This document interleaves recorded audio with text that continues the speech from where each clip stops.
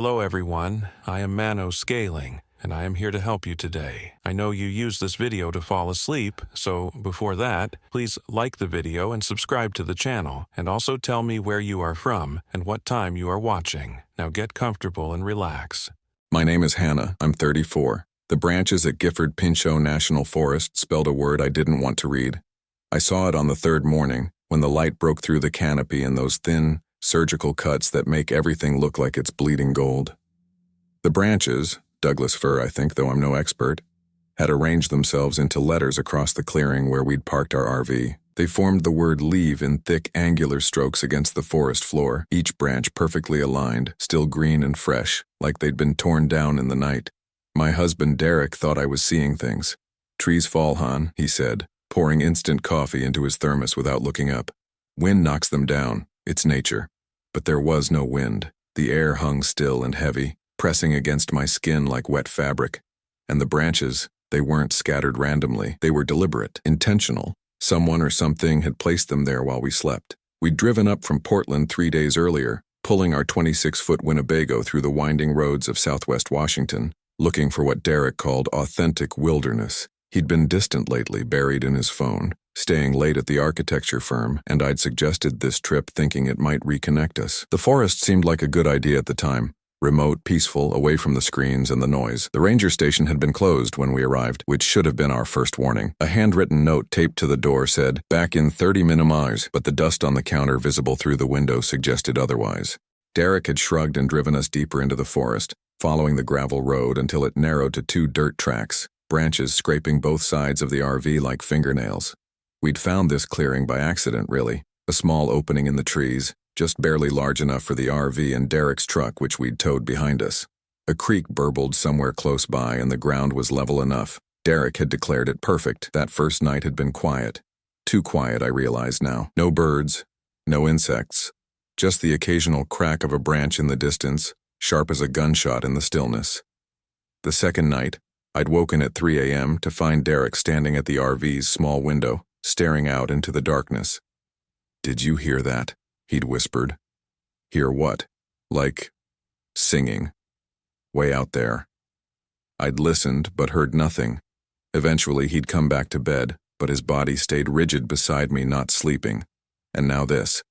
The branches spelling leave. "I'm serious, Derek, look at them, that's not random." He finally glanced up from his phone. No signal out here, but he kept checking it anyway, a nervous habit, and squinted at the clearing. I watched his jaw tighten, the muscle jumping beneath his beard. He saw it too. He had to. "Probably kids," he muttered, "playing a prank." "What kids? We're 15 miles from the nearest campground." "Hunters, then. Someone trying to scare people off their hunting spot." "In June? It's not hunting season." Derek's eyes met mine, and I saw something flicker there. Not fear exactly, but unease. He looked away quickly. "Well, I'm not leaving. We paid for the gas to get here. We're staying. End of discussion." That's when I should have insisted. Should have started packing immediately. Should have hooked the truck back up and driven us out of there. But I didn't. Because part of me, the stubborn, rational part, agreed with him. It was probably nothing. A weird coincidence. Trees fell in strange patterns sometimes, and part of me, if I'm being honest, didn't want to admit that I was scared. By midday, the branches had shifted. I know how that sounds. I know. But I'd been watching them from the RV's window, while Derek hiked down to the creek to check the water pump. And in the space of maybe 10 minutes where I'd ducked into the tiny bathroom, they'd rearranged themselves. The letters were different now, closer. My hands shook as I grabbed my phone to take a picture, even though I knew there was no signal to send it anywhere. Through the camera screen, the branches looked even more deliberate, each one placed with purpose. Some were curved, forced into unnatural angles. One had been snapped in half to form the letter S, the break so clean it looked machined. "Derek!" I called out the window. "Derek, get back here!" He emerged from the tree line 5 minutes later, his shirt soaked with sweat despite the cool air. "What? What's wrong?" I met him outside, pointed at the branches. "They moved. The word changed. It said leave before. Now it says closer." He stared at them for a long moment. I watched his throat work as he swallowed. "You're sure? You're absolutely sure it said leave before?" "Yes, I'm positive." "Then someone's fucking with us." His voice had gone hard, angry, the tone he used when he felt cornered. "Someone's out here moving branches around to freak us out." "Well, congratulations to them, it's working." He stalked back toward the RV, yanked open the storage compartment underneath, and pulled out the tire iron. I'm going to walk the perimeter, check for tracks, maybe they left footprints or— Derek, don't. Let's just go, please.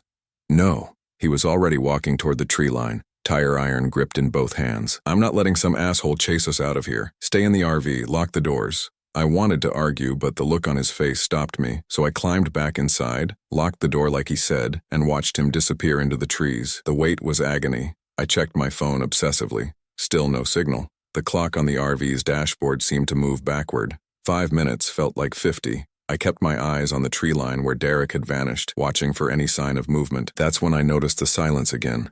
That absolute suffocating quiet. No wind. No birds. Even the creek had stopped its burbling. The forest held its breath. And then I saw them. Letters forming in the dirt beside the RV. Not branches this time. Thin lines being drawn in the soil, as if by an invisible finger, appearing stroke by stroke while I watched. My breath caught in my throat. The hair on my arm stood straight up. The letters spelled out H-A-N-N-A-H. My name. I stumbled backward, hit the kitchen counter, felt the edge dig into my spine. The letters kept forming, adding more words beneath my name. We see you. I didn't scream. Couldn't. My throat had closed up, my lungs paralyzed. I watched those letters appear in the dirt, each one precise and deliberate, and felt my understanding of reality crack down the middle. Something tapped on the window behind me. I spun around. Nothing there. Just trees. Just shadow. Another tap. On a different window. Then another, and another. Like someone circling the RV, knocking on each window in turn. Tap, tap, tap. Moving clockwise around the vehicle. Derek! I finally managed to scream. Derek! The tapping stopped. The forest swallowed my voice without an echo. And in the sudden silence I heard singing, faint at first, a child's voice high and sweet, drifting from somewhere deep in the trees. But the melody was wrong. Notes that didn't quite fit together, a tune that hurt to hear. The words were in a language I didn't recognize, all harsh consonants and wet vowel sounds. The singing grew louder, closer. I grabbed a knife from the kitchen drawer, a stupid, inadequate little paring knife, and held it with shaking hands. Derek! I screamed again. Derek, where are you? Branches cracked in the forest, heavy footsteps running. I pressed my face to the window, searching for him, and saw, not Derek, something else. It looked like a person at first glance. It was the right size, the right basic shape. But it moved wrong, like its joints bent in too many places, and its skin, God, its skin. It was gray, the color of ash, and it hung loose like clothes several sizes too big. The face was worst of all, features that were almost human but subtly, horribly off, eyes too far apart. Mouth too wide, teeth too many. It walked out from behind a tree 50 yards away and stopped, standing perfectly still, staring directly at the RV, staring directly at me. We locked eyes and I felt something cold slide down my spine. This thing wasn't human, had never been human, but it was wearing something that almost passed for human form, like a costume made from stolen skin. The singing came from its mouth, though its lips didn't move. I ducked below the window, heart hammering so hard I thought my ribs might crack, pressed my back against the cabinet, and tried to remember how to breathe. The singing continued, that horrible child's voice forming words I didn't understand but felt in my bones, ancient and hateful. Something scratched at the RV's door. Long, slow drags, like fingernails on metal. Go away, I whispered. Please go away, please go away, please. The scratching stopped. Footsteps crunched on the gravel outside, circling the RV again. I counted them. 1, 2, 3, 4 sets of footsteps. At least 4 of them out there. Then Derek's voice. Hannah, open the door. Relief flooded through me so hard I almost sobbed. Derek, oh God, there's something out there. I know, I saw them. Open the door quickly. I lurched toward the door, reached for the lock, then stopped. Derek's voice was wrong. The cadence was off, the inflection strange. Like someone had listened to him speak and was trying to imitate it but didn't quite understand how human voices worked. Hannah. The voice came again. Patient. Open the door, it's cold out here. It wasn't cold, it was at least 70 degrees. Hannah. The voice shifted slightly, losing some of Derek's characteristics. We just want to talk. We want to help you. Open the door. I backed away, the knife clutched so hard in my fist my knuckles had gone white. You're not Derek. Silence. Then laughter. Multiple voices laughing in unison, that same horrible harmonic quality as the singing. Smart, the thing outside said, no longer bothering with Derek's voice. This voice was wet, like speaking through a mouthful of mud. Smart girl, but he's out here, Hannah. You're Derek. We found him by the creek. Would you like to see him? No. My voice came out as a whimper. No, leave him alone. Too late for that, but you can still save yourself. Step outside. Join us. It doesn't hurt as much if you don't fight. The RV rocked suddenly, hard enough that I fell against the dinette table. They were pushing it, testing its weight. I heard them circling, heard their feet on the gravel, heard them breathing, a sound like wind through a hollow log. One of the windows shattered. Safety glass sprayed across the bed in the back. A hand reached through, too long, too thin, fingers that bent backward at the middle knuckle. It groped blindly, searching. I ran to the driver's seat, turned the key Derek had left in the ignition. The engine coughed once, twice, then roared to life. I threw it in drive without thinking, without planning, just desperate to move. The RV lurched forward. Something screamed outside, that same wet, wrong voice. I felt a thump as the bumper hit something, heard it roll beneath the wheels. Couldn't let myself think about what it might be, just drove. The dirt tracks were barely wide enough. Branches scraped both sides of the RV with sounds like shrieking. I couldn't see clearly through the windshield. Tears blurred my vision and the trees seemed to press closer, reaching for us. The steering wheel fought me at every turn, like the RV wanted to veer off into the forest. In the rearview mirror, I saw them. 5 or 6 figures, maybe more, standing in the clearing we'd left behind. Watching. They didn't chase, they didn't need to, because Derek wasn't with me. The thought hit me like a fist to the gut. I'd left him. I'd driven away and left him with those things. I pressed harder on the gas, branches screeching against metal, the RV fishtailing on the loose dirt. Had to get help, had to find the ranger station, get police, come back with guns and lights, and the trees shifted. I don't know how else to describe it. One moment I was following the dirt track, the same route we'd taken in. The next moment the trees had moved. The road branched in 3 directions where before there had been only one. Each path looked identical, disappearing into shadow between massive trunks. I chose the middle one, drove for 10 minutes, maybe 15. The path twisted and turned, narrowing until branches scraped both sides continuously until I was sure the RV would get stuck. Then it opened up again into another clearing, the same clearing, our clearing. The branches were still there on the ground, but they'd formed a new word, welcome back. I shifted into reverse, didn't look where I was going, just backed up wildly. The RV bounced and crashed over uneven ground. Something crunched under the tires. Please don't be Derek. Please don't be Derek, please. And then I was back on the track, choosing a different direction. This time I drove faster, recklessly. The RV swayed and groaned. Something in the back fell over with a crash. I took turn after turn, trying to retrace our route, but every path looked the same. Every tree identical. The forest had become a maze and I was the rat. 20 minutes later I burst into the same clearing again. This time there was something in the center, a figure, standing perfectly still, facing the RV. Derek. Relief and horror hit me simultaneously. It was him. I could see his flannel shirt, his beard, the shape of his shoulders, but he stood too straight, too still, like a mannequin. I stopped the RV 30 feet away, engine idling. Stared at him through the windshield. He didn't move. Didn't blink, just stood there facing me. Derek? I called through the broken window. My voice sounded small and pathetic. Derek, is that you? He tilted his head. The movement was wrong, too fast, too far, like his neck had extra joints. Then he smiled. It wasn't Derek's smile. The expression was too wide, pulling his face into a shape it shouldn't make. And his eyes were black, completely black, no white visible, reflecting the sunlight like pools of oil. Hannah. His voice was flat, emotionless. I've been waiting for you. What did they do to you? Tears streamed down my face. What did they showed me. He took a step forward. His movements were jerky, uncoordinated, like he was learning to walk for the first time. They showed me everything, how small we are, how brief. They've been here so long, Hannah. So long, before the trees, before the sun. That's not you talking. Derek, fight it. Whatever they did, you can fight it. He laughed. It sounded like breaking glass. Fight? Why would I fight? I understand now. We don't belong here. We never did. This is their place. We're just visitors, temporary, meat. He took another step. I shifted the RV into reverse. Don't run, he said. It's better if you don't run. They like it when you run, but it makes the changing hurt more. I backed up, swung the RV around. In the rearview mirror, I saw him standing there, watching, not pursuing, just watching as I crashed back into the trees. For the next 2 hours I drove in circles.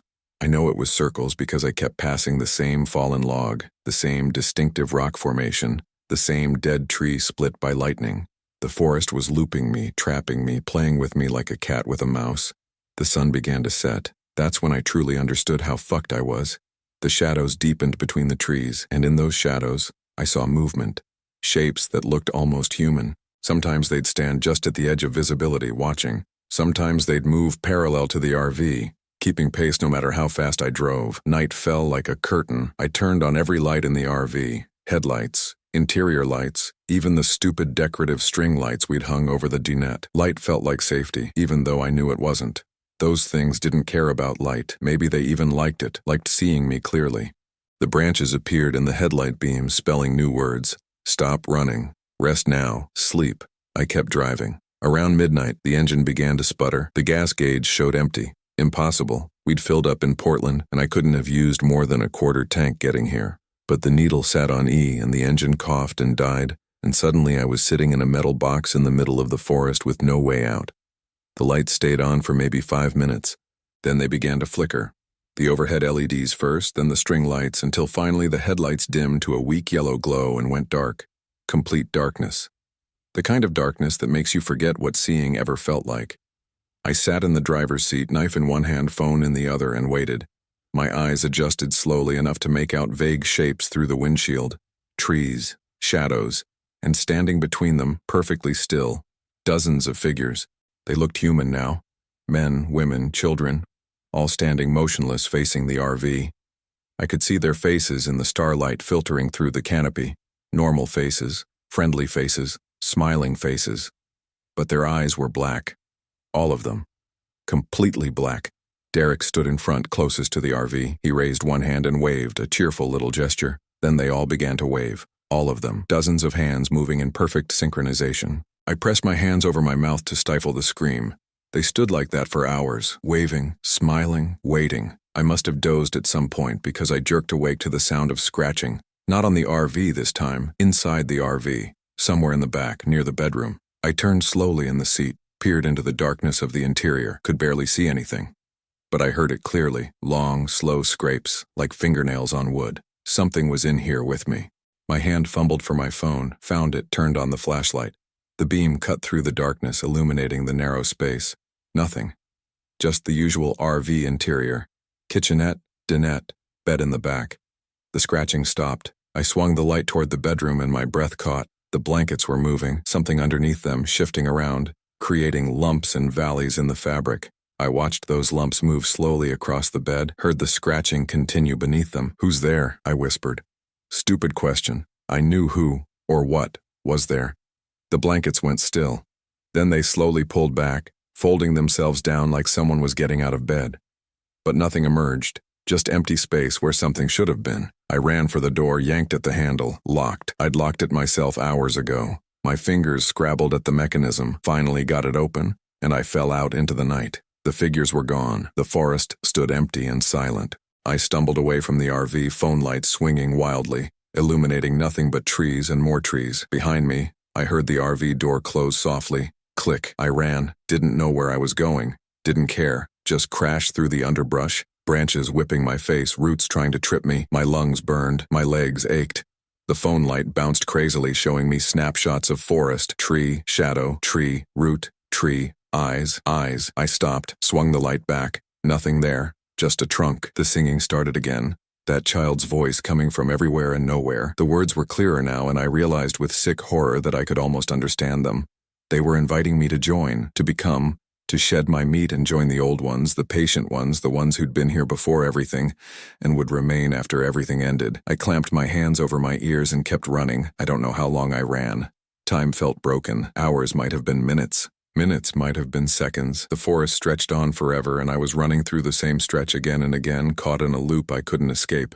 Then suddenly, I wasn't in the forest anymore. I stood on the side of a paved road, actual asphalt, yellow line down the middle, and coming toward me, headlights in the distance. I ran into the middle of the road, waving my arms, screaming. The headlights got closer, resolved into a truck, an old Ford, blue paint faded nearly white. It screeched to a stop and a man jumped out, elderly, wearing a flannel shirt and Carhartt pants. Jesus Christ, are you okay? What happened? I tried to explain. The words came out in a jumbled rush. RV, forest, things in the trees, Derek, branches spelling words. The man's expression went from concern to confusion to something else. Fear. Where exactly were you camping? He asked. I described the location as best I could. The clearing, the creek, the route we'd taken from the ranger station. His face went pale. That station's been closed for 5 years, and that section of forest, and nobody goes in there. There's no official campsites that deep. But we drove in. We were there for 3 days. He shook his head slowly. Miss, I've lived here my whole life. I know every trail in Gifford-Pinchot. There's a reason some areas are closed. Some places, they don't like visitors. And when visitors go in anyway. He trailed off, glanced at the tree line. Where's your husband now? In there, with them. They took him, they changed him, I don't know. Then he's gone. The words were flat, certain. I'm sorry, but he's gone. Best thing you can do is come with me, get to town, talk to the authorities. But they won't go in after him, nobody will. He was right, I knew he was right. But the thought of leaving Derek, really leaving him, admitting he was lost, made me want to vomit. The old man gently guided me to his truck, helped me into the passenger seat. As we drove away, I stared out the window at the forest. The trees grew right up to the road's edge, thick and dark and watching. And there, maybe 50 yards in, I saw them, the figures, standing in a line, facing the road, facing me. Derek was in the center, his hand raised in that same cheerful wave. The old man saw them too. I heard his sharp intake of breath. He pressed harder on the gas and the trees blurred past, and then we were on the highway, surrounded by streetlights and civilization, and the forest fell away behind us. The police didn't believe me. I could see it in their eyes when I told them about the branches, the figures, the thing wearing Derek's skin. They took my statement, put out a search alert for Derek, sent a team into the forest. They found the RV 3 days later, exactly where I'd left it. But no sign of Derek, no footprints, no tracks, nothing. The search was called off after 2 weeks. I went back to Portland, went back to our apartment, tried to resume my life. But everything felt wrong. The city was too loud, the people too close. I couldn't sleep without every light on, and even then I'd wake up at 3 a.m., convinced I heard scratching inside the walls. A month after the incident, I found branches arranged on my balcony. They spelled one word, soon. I called the police. They came, took pictures, filed a report. Probably thought I arranged them myself, a grief-stricken woman losing her grip on reality, but I knew better. They found me. They know where I am, and eventually, they'll come for me. I see them sometimes, standing at the far end of the street when I leave for work, standing in the park across from my building, standing in the reflection of shop windows, always watching, always waiting. Last week I got a letter, no return address. Inside was a photograph of our RV in that clearing, and standing in front of it waving at the camera were 2 figures. One was Derek, the other was me. I don't remember posing for that photo. I wasn't there when it was taken, but the woman in the picture looked exactly like me. Same hair, same face, same clothes I'd been wearing that day. She was smiling, her eyes were black. They made a copy. Or they're going to. Or time doesn't work the way I think it does, and I'm already one of them. Just waiting for the moment when I realize I've been hollow all along. The branches appeared on my balcony again this morning. They spelled, "Welcome home." I'm writing this down because I need someone to know what happened. What's happening? The forest in Gifford-Pinchot isn't safe. That clearing where we camped isn't empty. Something lives there, something old and patient and hungry. It wears people like clothes. It plays with time and space like toys. And once it notices you, once it decides you're interesting, you can never really leave. Derek is still in there, part of him anyway, the part that's still screaming. And soon, I'll be in there too. The branches on my balcony are forming a new word right now. I can see them through the glass door, shifting into position while I watch. The word is simple, tonight. So this is my testimony, my warning. If you ever find yourself in the deep woods and you see branches arranged in patterns and the forest goes too quiet, leave. Don't question it. Don't rationalize it. Don't try to be brave. Just leave, because they're already watching you, and they're very, very patient. The sun is setting now. The apartment is getting dark. Every light I own is on, but the shadows are growing anyway, spreading from the corners like spilled ink. I can hear scratching in the walls. I can hear singing. That same child's voice, closer now, so much closer. The balcony door is locked, but the branches are still moving out there, forming new words, new invitations, and standing on the balcony, visible now in the dying light, is a figure. It looks like Derek. It's wearing his face, his clothes, his smile, but its eyes are black. It's waving at me. I think it's time to answer the door. Story 2. My name is Joseph. I'm 34 years old. The air at Gifford Pinchot National Forest smelled like the hospital where my mother died. I noticed it the moment I stepped out of the RV. That sterile chemical sweetness mixed with something organic and rotting underneath. It stopped me cold on the metal step. One hand gripping the doorframe, the other shielding my eyes from the late afternoon sun filtering through the dense canopy of Douglas firs. The scent triggered something visceral in my chest, a tightness I hadn't felt in 3 years, not since I'd sat beside her bed watching the monitors flatline. "You okay?" Marcus called from where he was already setting up the awning. My best friend since college, he'd been the one to suggest this trip, said I needed to get out of the city, clear my head after the divorce. He didn't know about the smell. Yeah, just the altitude or something. I forced myself down the steps onto the packed dirt of our campsite. We'd driven 5 hours from Seattle to reach this particular spot in the forest, a secluded site Marcus had found on some obscure camping forum. No cell service, no other campers within miles. Perfect isolation, he'd said. Perfect for what I needed. The smell faded as I walked toward him, replaced by the more typical forest scents of pine and damp earth. Maybe I'd imagined it, stress and exhaustion playing tricks. I'd barely slept the past week. The insomnia getting worse since Claire had signed the papers and moved out. "This place is incredible," Marcus said, gesturing at the towering trees surrounding us. He was right. Ancient firs stretched up like cathedral pillars, their trunks thick enough that 3 men couldn't link hands around them. The undergrowth was sparse in the deep shade, mostly sword ferns and moss-covered logs. A creek burbled somewhere nearby, hidden but audible. Worth the drive? Definitely. I grabbed my duffel from the RV's storage compartment. Though I'm not sure about the road getting in. Those ruts were brutal. That's what makes it perfect. Keeps the tourists away. Marcus was already hammering in tent stakes for the awning, even though we'd be sleeping in the RV. He loved the ritual of setting up camp, making everything just so. Meanwhile, I could barely muster the energy to unpack. We spent the next hour arranging our site. Marcus set up his camping chairs in a semicircle around where we'd build the fire pit. I connected the RV's battery system and checked the propane levels. Everything was in good shape. The RV was mine, a 32-foot Winnebago I'd bought 2 years ago when Claire and I had planned to travel the country together. That dream had died along with the marriage, but at least I'd gotten the RV in the settlement. As the sun dropped lower, the temperature plummeted. Even in late August, the elevation made the evenings cold. I pulled on a fleece and started gathering deadwood for the fire while Marcus unpacked our food supplies. He'd brought enough to feed an army: steaks, potatoes, beer, coffee, bread, eggs, bacon, a full week's worth of provisions even though we were only staying 4 nights. "You always overpack," I said, watching him arrange everything in the RV's small refrigerator. "Better than going hungry." He cracked open a beer and handed it to me. "First night tradition." We clinked bottles and I took a long pull. The alcohol hit my empty stomach hard, making my head swim pleasantly. When was the last time I'd eaten? Breakfast, maybe. Coffee and a protein bar at a gas station somewhere along I-5. "To escaping reality," Marcus toasted. "To escaping reality," I echoed, though the words felt hollow.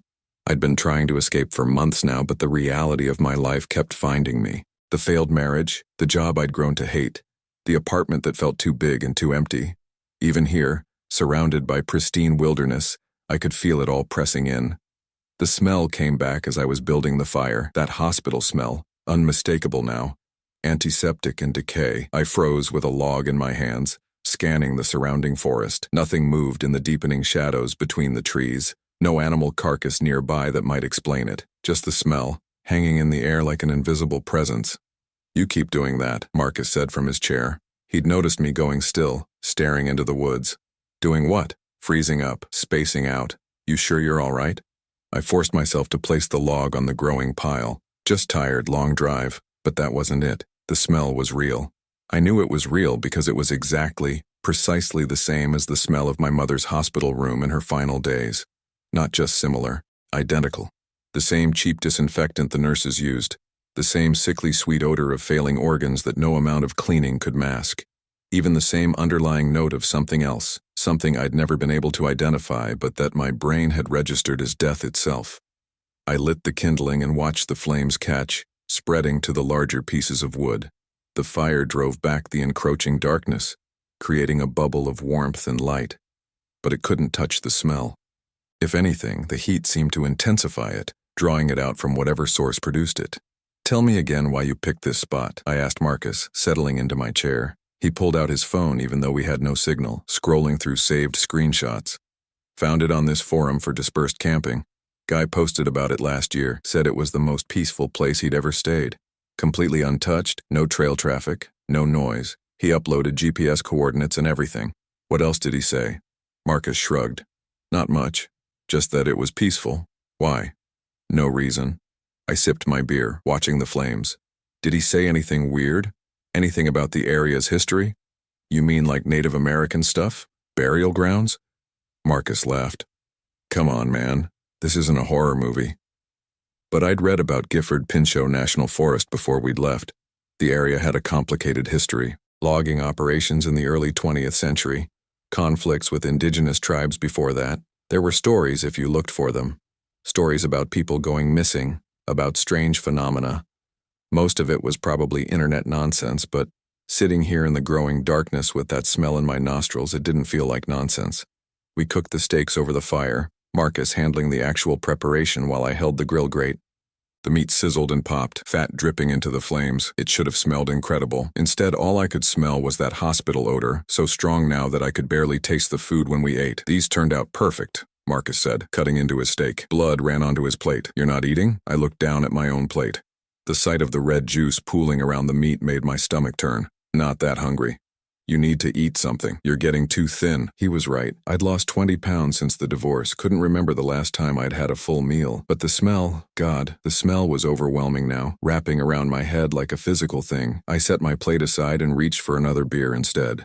The darkness beyond our fire was absolute. No moon yet. No stars visible through the canopy. The trees were black silhouettes against a slightly less black sky. I found myself staring into that darkness, searching for something I couldn't name. The source of the smell, maybe, or an explanation for the unease crawling up my spine like insects. Do you hear that? I asked suddenly. Marcus paused mid-bite. Hear what? That humming, like machinery or something. We both went silent, listening. The fire crackled, the creek burbled, a breeze moved through the upper branches with a sound like distant waves. But underneath it all, barely audible, there was something else, a low vibration, felt as much as heard, thrumming at the edge of perception. I don't hear anything, Marcus said finally. There. I pointed into the darkness to our left. It's coming from over there. Marcus grabbed his flashlight and swept the beam across the forest. The light illuminated tree trunks, ferns, the glitter of spider silk, nothing else. I think you're hearing the creek. Sound carries weird in the woods. Maybe. But I'd camped enough to know what a creek sounded like, and this wasn't it. This was something rhythmic, almost mechanical, like a generator running somewhere far away, or a heartbeat amplified through stone. I'm going to check it out, I said, standing. Now, Joe, it's pitch black out there. Wait until morning. But I was already moving, grabbing my own flashlight from the RV. Something was pulling me toward that sound, a compulsion I couldn't quite explain. The smell was stronger in that direction, too, a beacon drawing me into the darkness. At least let me come with you, Marcus said, abandoning his dinner and hurrying after me. We pushed into the forest, our flashlight beams cutting narrow paths through the blackness. The undergrowth was thicker than it had looked from the campsite, full of fallen logs and tangled ferns that grabbed at our legs. The temperature dropped further as we moved away from the fire. I could see my breath in the flashlight beam. The humming grew louder, definitely not the creek. It had a regularity to it, a pulse. And now I could hear something else, too. A whisper of sound that might have been wind, but carried a quality like words, like someone speaking just below the threshold of comprehension. Joe, this is stupid. We should go back. Marcus had stopped walking, his beam pointed at the ground. We don't know this area. We could get lost. He was right, of course. We'd already come far enough that I couldn't see the glow of our campfire anymore. The darkness was complete, pressing in from all sides, but the pull was stronger now, insistent, just a little further, just around that next tree. 5 more minutes, I said, then we'll turn back. The smell hit me like a wall. That hospital smell magnified 100 times, so thick I could taste it coating my tongue. I gagged, pressing my sleeve over my nose and mouth. Marcus made a similar sound of disgust. What the hell is that? He gasped. I've been smelling it all evening since we got here. Jesus, Joe, why didn't you say something? There must be a dead animal nearby, a big one, but it wasn't an animal. I knew that with absolute certainty. This was the exact smell of my mother's hospital room, down to the specific brand of disinfectant, the particular notes of decay. It was impossible, but it was real. My flashlight beam caught something ahead, a break in the trees, an opening in the canopy. We stumbled toward it and found ourselves at the edge of a small clearing, maybe 30 feet across. The ground was bare dirt, packed hard, with no vegetation growing on it at all. In the center stood a single dead tree, a massive fir that must have been ancient even for this old-growth forest.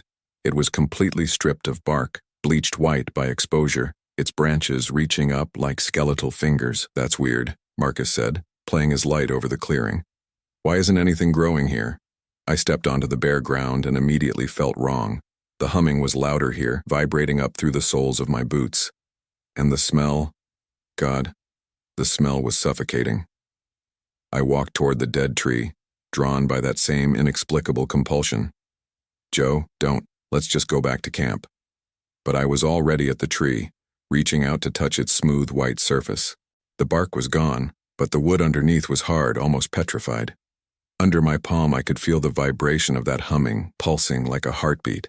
And carved into the wood, nearly invisible unless you were right up against it, were marks, symbols. Not random scratches from animals, but deliberate carvings, spiraling up the trunk in a pattern that hurt to look at. My mother had drawn similar symbols in her final days. Morphine-induced hallucinations, the doctors had said. She'd scratched them on paper napkins with trembling hands, frantic and nonsensical. We'd thrown them all away after she died, but I remembered them, and these were the same. "We need to leave," I said, backing away from the tree. "Now. Finally, you're making sense." Marcus grabbed my arm, pulling me toward the tree line. "This place is creepy as hell." We crashed back through the undergrowth, both of us moving faster now, our flashlight beams jerking wildly. The darkness seemed thicker than before, resisting our passage. Branches caught at our clothes and hair. I tripped over a hidden root and went down hard, my flashlight flying from my hand. The beam spun away into the darkness as I scrambled to my feet. "Joe!" Marcus's light found me. "You okay?" "Fine. Lost my flashlight. Forget it. We'll find it tomorrow. Let's just get back to camp." We hurried on, Marcus leading now. But something was wrong. We should have reached the campsite by now. We hadn't gone that far. 10 minutes maximum. Yet we'd been walking for at least 15 and still saw no sign of our fire. "Are we going the right direction?" I asked. Marcus stopped, swinging his light around in a full circle. I think so. The creek should be over there." He pointed. "Our camp is just past it." We adjusted course, pushing through a thick stand of ferns. I could hear the creek now, louder than before, almost roaring. When we broke through to its bank, I understood why. What had been a gentle stream earlier was now a torrent, the water high and fast, gleaming black in our flashlight beam. "That's not possible," Marcus said. "The water level rose 5 feet in an hour. There hasn't been any rain. Maybe there's a dam upstream, release schedule or something." But we both knew that didn't make sense. This was supposed to be pristine wilderness, undeveloped, no dams, no development, just forest. The smell hit me again, even stronger than before. I turned, sweeping Marcus's flashlight back the way we'd come. For just a second I thought I saw something standing among the trees. A figure, tall and impossibly thin, its limbs too long and bent at wrong angles.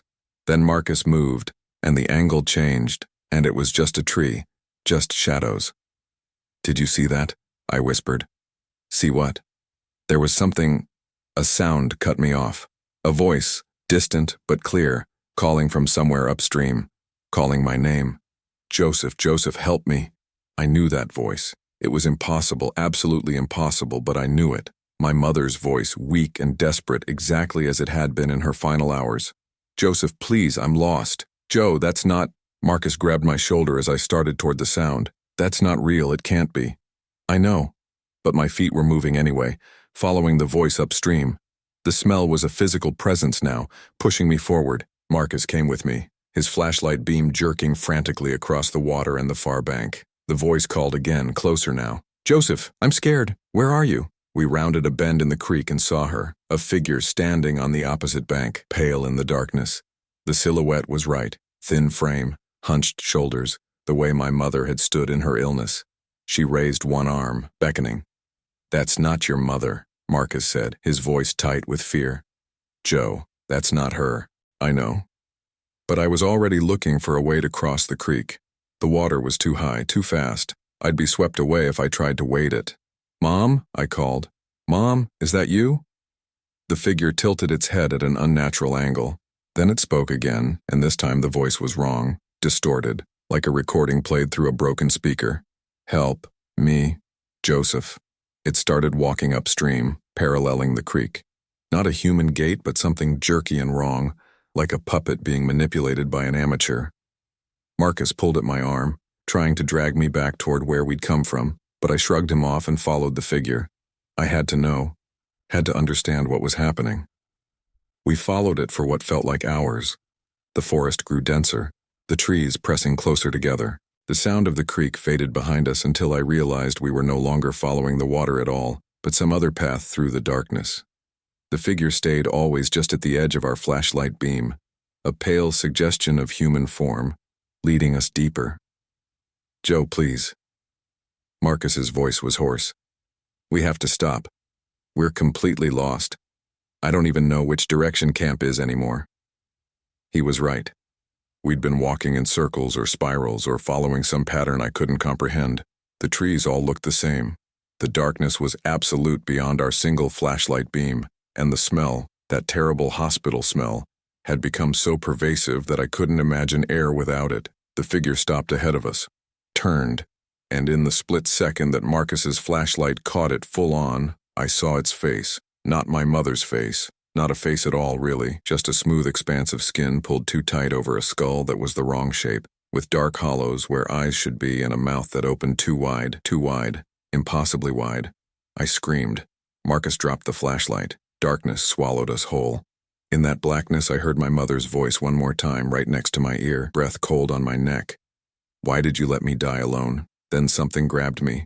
Fingers or claws, I couldn't tell, iron strong and freezing cold. They wrapped around my wrist and yanked me forward. I fell, hands hitting dirt, and then I was being dragged, hauled across the ground so fast that I couldn't get my feet under me, couldn't do anything but try to protect my head as branches whipped past and rocks scraped my chest through my shirt. Marcus was screaming somewhere behind me, his voice getting fainter.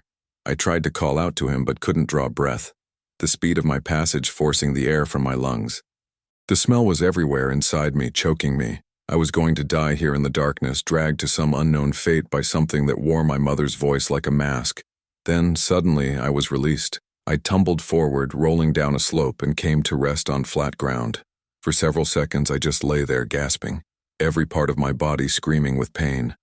Slowly, vision returned, not from any light source, but from some ambient glow I couldn't identify, a faint phosphorescence that seemed to emanate from the forest itself. I was back at the clearing. The dead white tree stood before me, its carved symbols seeming to writhe in the dim light. The humming was deafening now, resonating in my bones, and the smell, God, the smell was so strong that I retched, bringing up bile in the beer I'd drunk hours ago. Marcus, I called weakly, no answer, just the humming and the whisper of that not-quite wind through the bare branches above.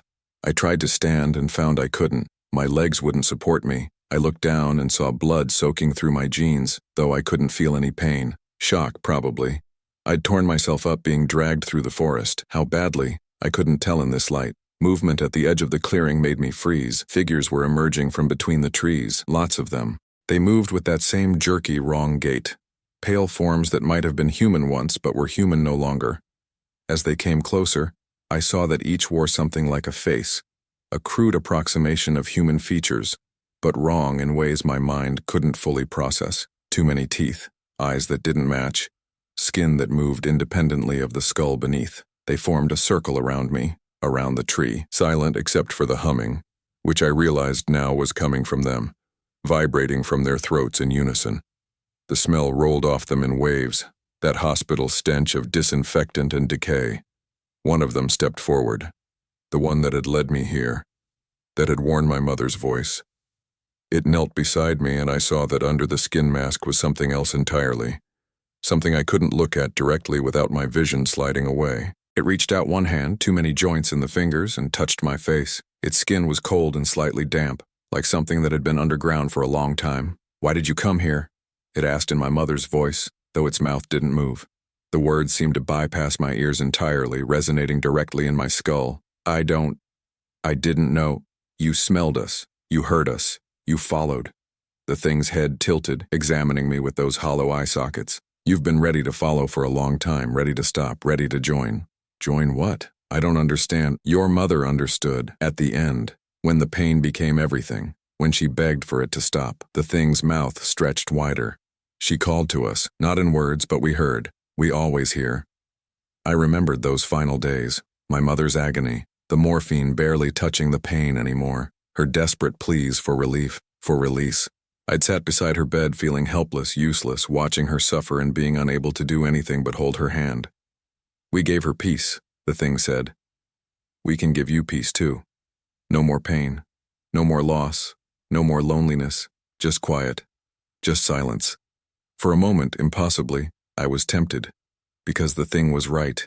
I was tired, tired of hurting, tired of failing, tired of dragging myself through days that felt empty and meaningless. What did I have to go back to?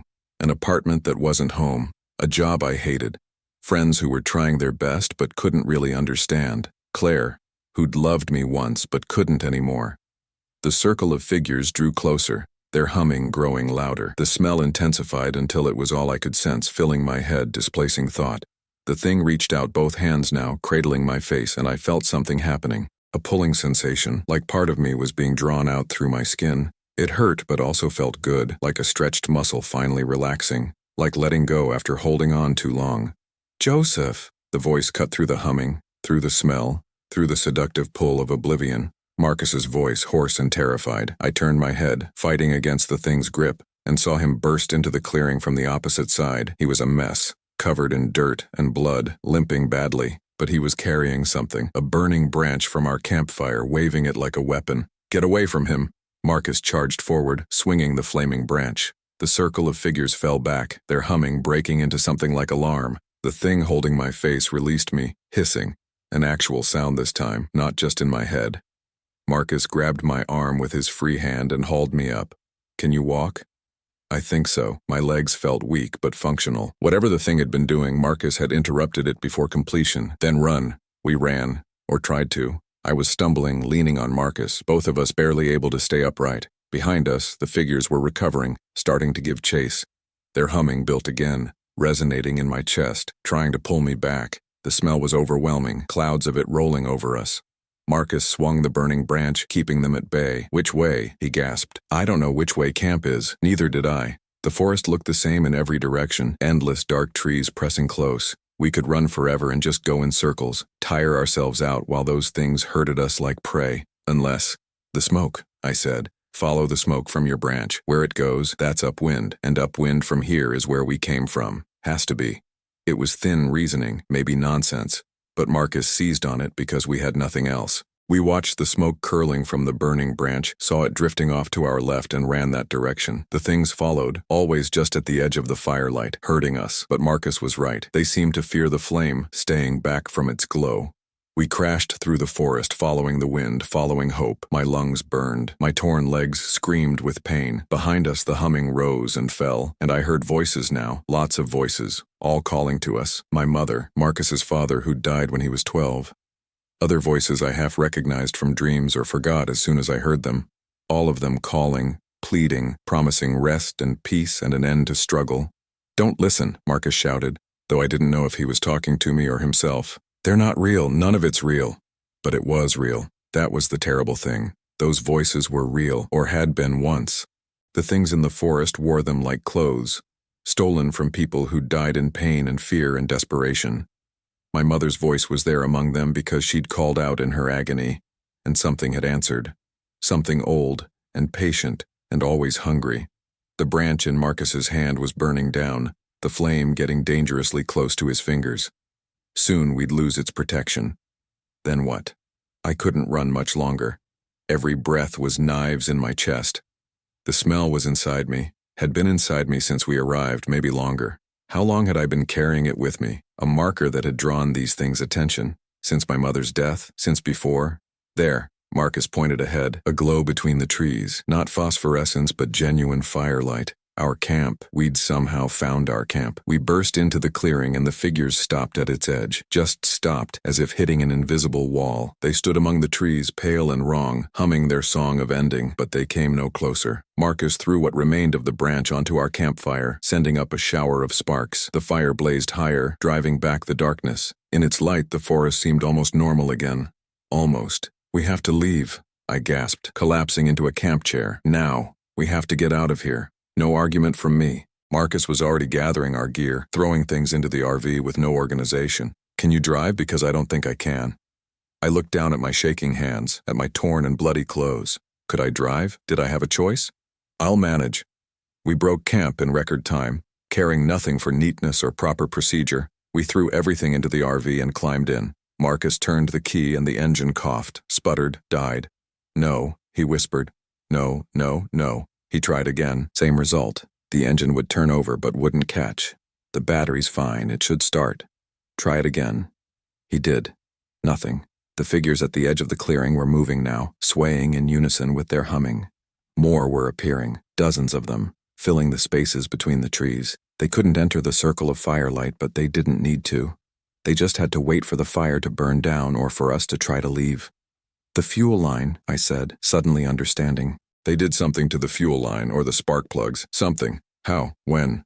But even as Marcus asked, I knew the answer. While we'd been lost in the forest, while something had led us away.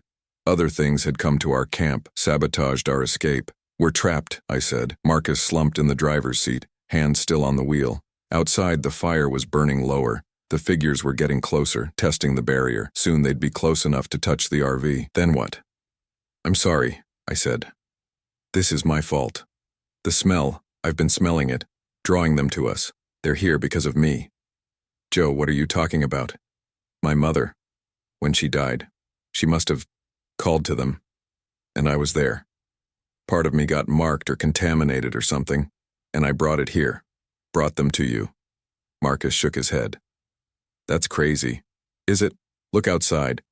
Tell me what's crazy anymore." We sat in silence, watching the figures close in. The humming was constant now, shaking the RV's thin walls. The smell permeated everything, seeping through the vents. My mother's voice called from somewhere outside. "Joseph, please, don't make me beg. Just come out. Just let go." "What do they want?" Marcus asked quietly. "They want us to give up, to surrender. They feed on despair, on pain, on people who are ready to stop fighting." I thought about the clearing, about the moment when the thing had touched me and I had felt myself being pulled apart. They almost had me.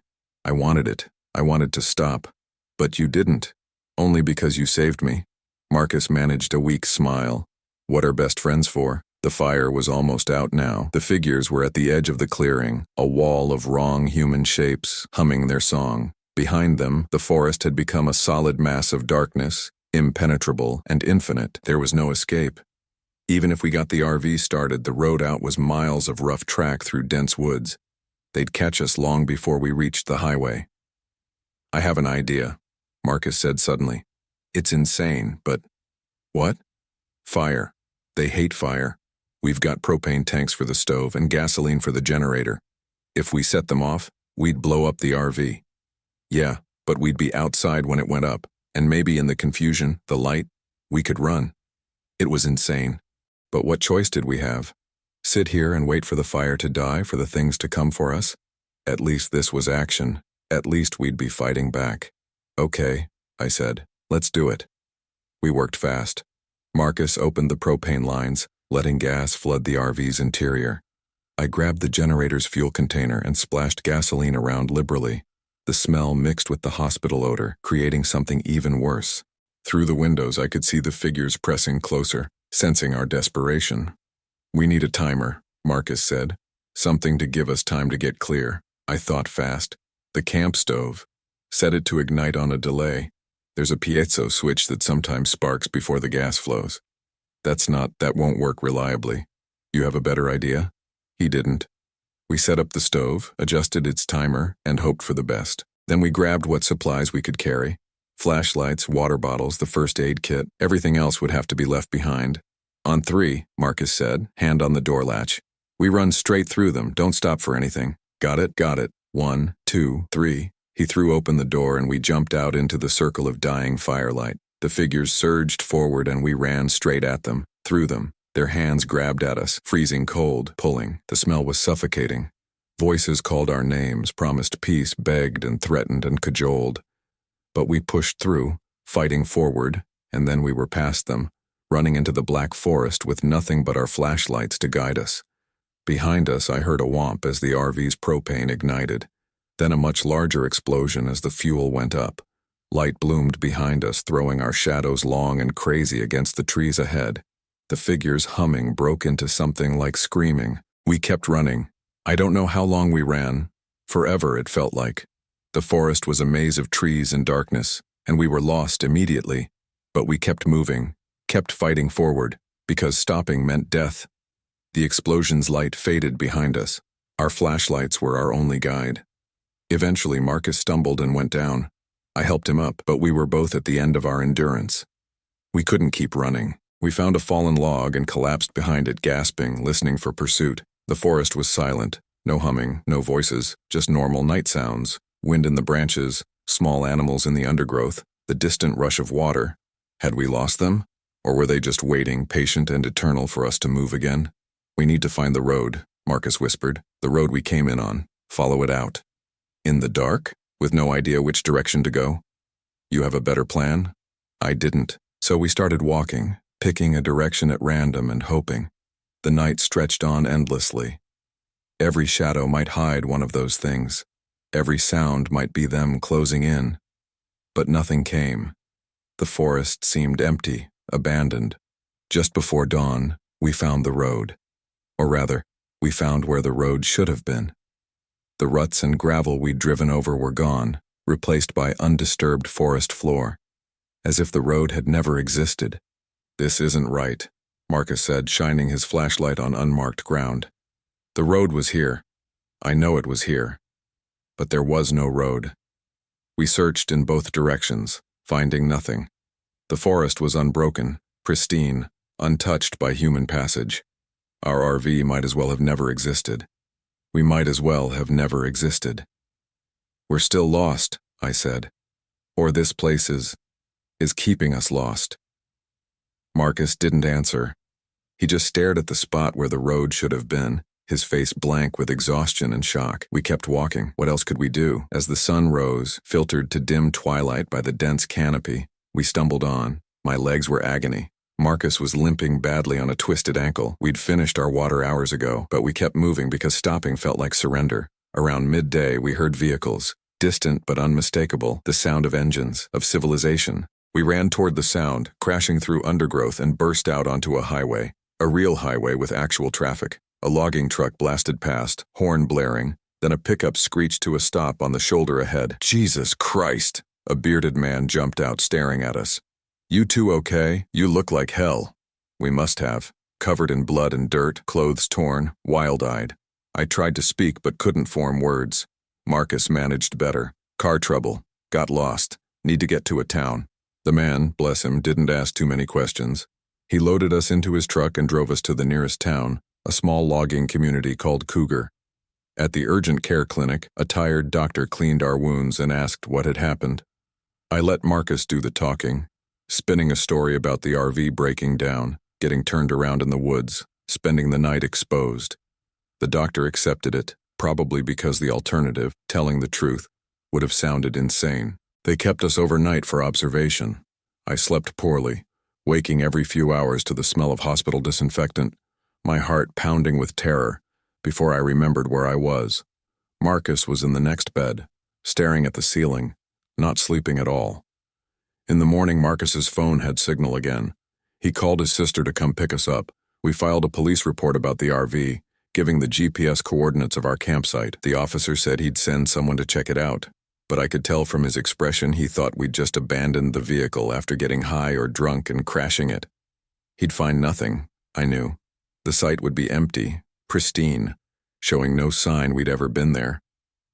Marcus's sister drove us back to Seattle. I sat in the back seat, watching the forest scroll past the windows, and tried to process what had happened. Failed completely. My mind kept circling back to that moment in the clearing, when the thing had touched me and I'd felt myself being pulled apart.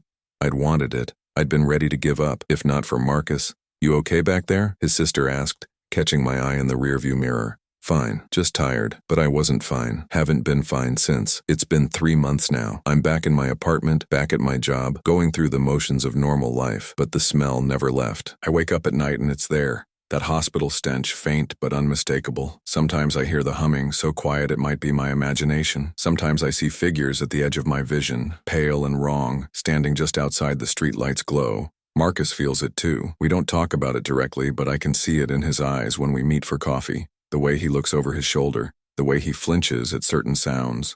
We've both checked out books on folklore, on hauntings, on Native American legends about the forest, looking for explanations, for answers, for some way to make sense of what happened. We haven't found any. There are stories, sure, stories about people who vanish in the woods, about entities that prey on despair, about places that exist between the normal world and something else, something hungry and old.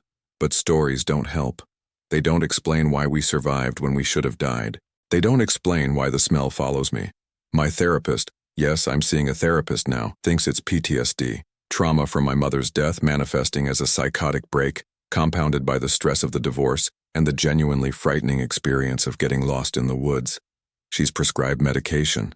It helps with the sleep at least. But I know the truth. Something marked me in my mother's hospital room, marked me with her dying pain. And I carried that mark into the forest, where things that feed on suffering caught the scent. They almost had me. They still might, because the smell is getting stronger again. The humming is louder. And last night I woke to find dirt under my fingernails, even though I went to bed with clean hands. I think they're patient, these things. They can wait. I'm already marked, already theirs in a sense. They just have to wait for me to get tired enough, desperate enough, to stop fighting, to surrender. To follow that smell back into the forest where they're waiting with open arms and promises of peace. Marcus thinks we should go back, find the site, bring cameras and recording equipment, prove what we saw. But I know better. There's nothing to prove, no evidence we could bring back, just that smell that only we can detect, that mark that only they can see. Going back would be suicide. So I keep living, keep going to work, seeing my therapist, taking my pills, keep pretending that the smell in my apartment is just my imagination, that the shadows in the corners don't sometimes move. Keep telling myself that I'm safe here in the city, far from the forest. But I know the truth. Distance doesn't matter. The forest is wherever I am, and someday, maybe soon, I'll be too tired to keep fighting. I'll breathe in that hospital smell and think of my mother's peace. And I'll follow it home, back to that clearing with the white tree and the humming figures where everything can finally, mercifully stop. Until then, I survive. I endure. I carry the mark of my mother's death and wait for my own. That's all any of us can do, really. Those of us who've seen what waits in the spaces between, who know that the forest is always hungry and infinitely patient. The smell is stronger tonight. I can hear Marcus calling me from somewhere outside, though I know he's miles away in his own apartment, probably smelling the same thing, hearing the same voices. We're both marked now, both waiting. I think I'll go outside, just for a walk, just to clear my head. The forest is calling. Story. My name is Joseph. I'm 34 years old, and I followed footprints at Devil's Den State Park in Arkansas and realized they were mine, from tomorrow. I know how that sounds. Believe me, I've spent the last 6 months in therapy trying to convince myself it was hypothermia or stress, or some kind of psychotic break. But I can still smell the pine needles mixed with copper. I can still hear Vanessa screaming my name from 2 directions at once. And I can still see Marcus's face, the second Marcus, wearing that smile that was almost right but not quite. We'd planned the trip for months, 3 friends from college, reuniting after years of scattered careers and missed connections. Me, Marcus Chin, and Vanessa Oakes. We'd been inseparable once, back when the world seemed full of nothing but possibility. Now we were 30-somethings clinging to the memory of easier times, trying to prove we hadn't changed as much as we feared. Marcus had bought the RV specifically for this trip, a 28-foot Winnebago that smelled like new upholstery and optimism. He'd taken early retirement from his tech job, cashed out before 40, and decided to spend a year traveling. This was supposed to be his shakedown cruise. Vanessa was between jobs, her marketing firm having laid off half its staff the previous month, and I was coming off a brutal divorce, the kind that leaves you questioning every decision you've ever made. Devil's Den, Marcus had said, spreading maps across my kitchen table 3 months earlier. It's perfect. Remote, but not too remote. Historic. The Civilian Conservation Corps built most of the structures in the 30s. And the trails, Joe, the trails are supposed to be incredible. I'd nodded, only half listening, still numb from signing away half my life to someone who decided she'd rather not spend the rest of hers with me. Plus, Vanessa had added, it's supposed to be haunted as hell. Confederate guerrillas used the caves during the Civil War. There are stories about, we're not picking a location based on ghost stories, I'd interrupted. Now, looking back, I wish we had. I wish we'd chosen somewhere haunted by simple ghosts. Something comprehensible. Something that followed rules. We arrived at Devil's Den on a Thursday afternoon in early October. The autumn colors were just beginning to turn, the oaks and maples starting to bleed crimson and gold. The park was quieter than we'd expected. Maybe a dozen other vehicles scattered across the campground, most of them clustered near the bathhouse and playground. Marcus guided the RV to a spot near the edge, where the forest pressed close, and the nearest neighbor was 50 yards away. Perfect, he said, cutting the engine. Privacy without total isolation. The first day passed normally. We set up camp, took a short hike to Yellow Rock, and made dinner on Marcus's elaborate outdoor kitchen setup. Propane stove, cast iron pans, the works. Vanessa made her famous chili, and we ate watching the sun set through the trees, talking about nothing important.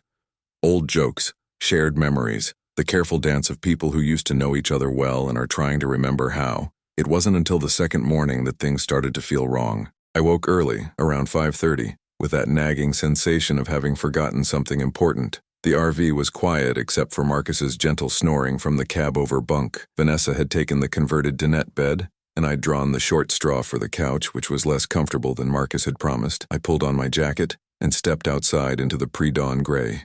The air was cold enough to see my breath, sharp with the smell of pine and damp earth. I walked toward the bathhouse following the gravel path that wound between campsites. That's when I saw them.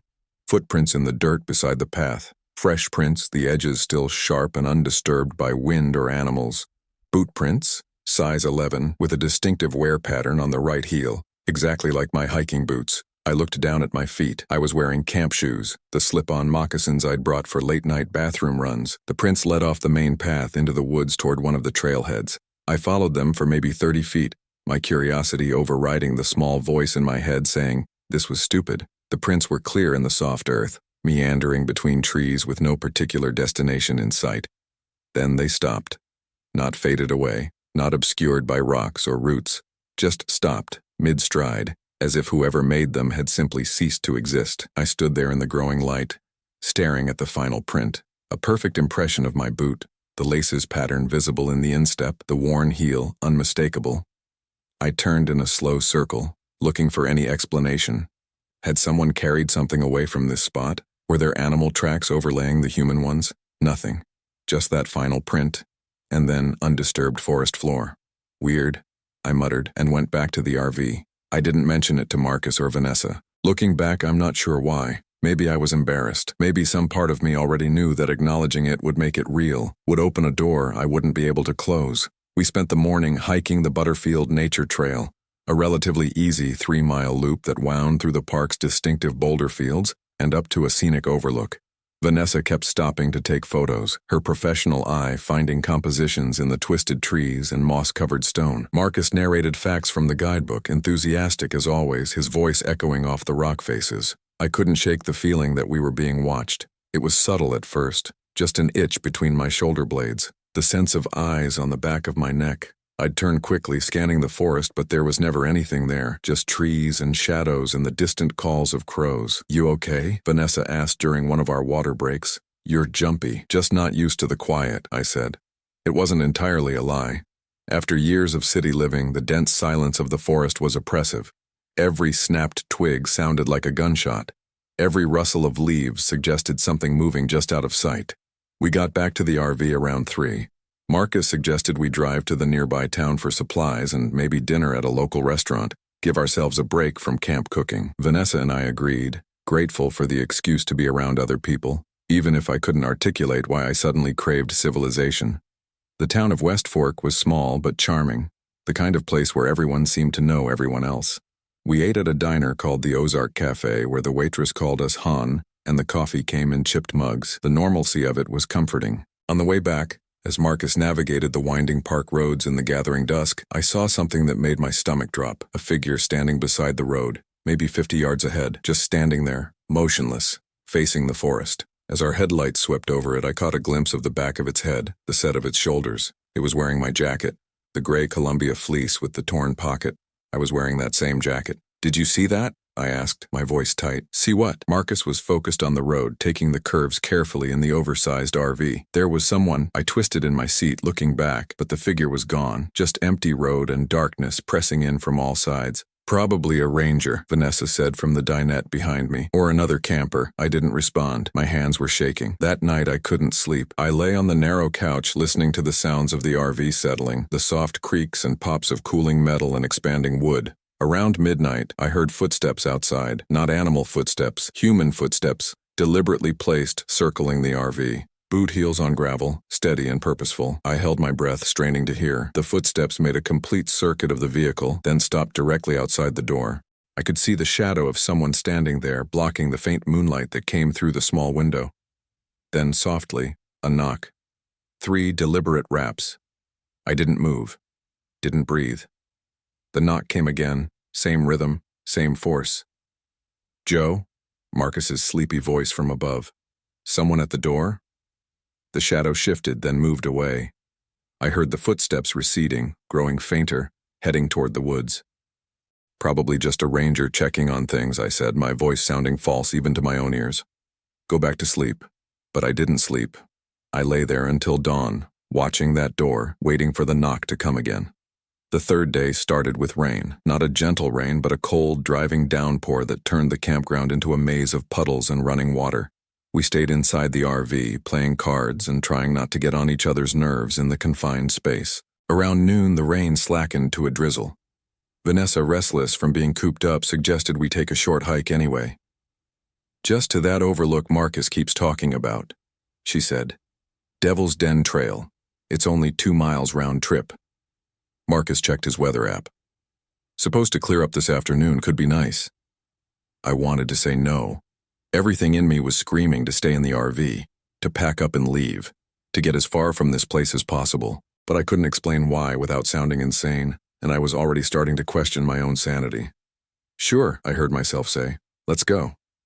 We geared up in rain jackets and waterproof boots. The trail started near our campsite, winding down into a hollow before climbing steeply toward the ridge. The rain had made everything slick, and we had to watch our footing on the rocky path. Vanessa led, her long strides eating up the trail. Marcus followed, still reading facts from his phone despite the mist. I brought up the rear, constantly looking over my shoulder. Halfway up the climb, Vanessa stopped so abruptly that Marcus nearly ran into her.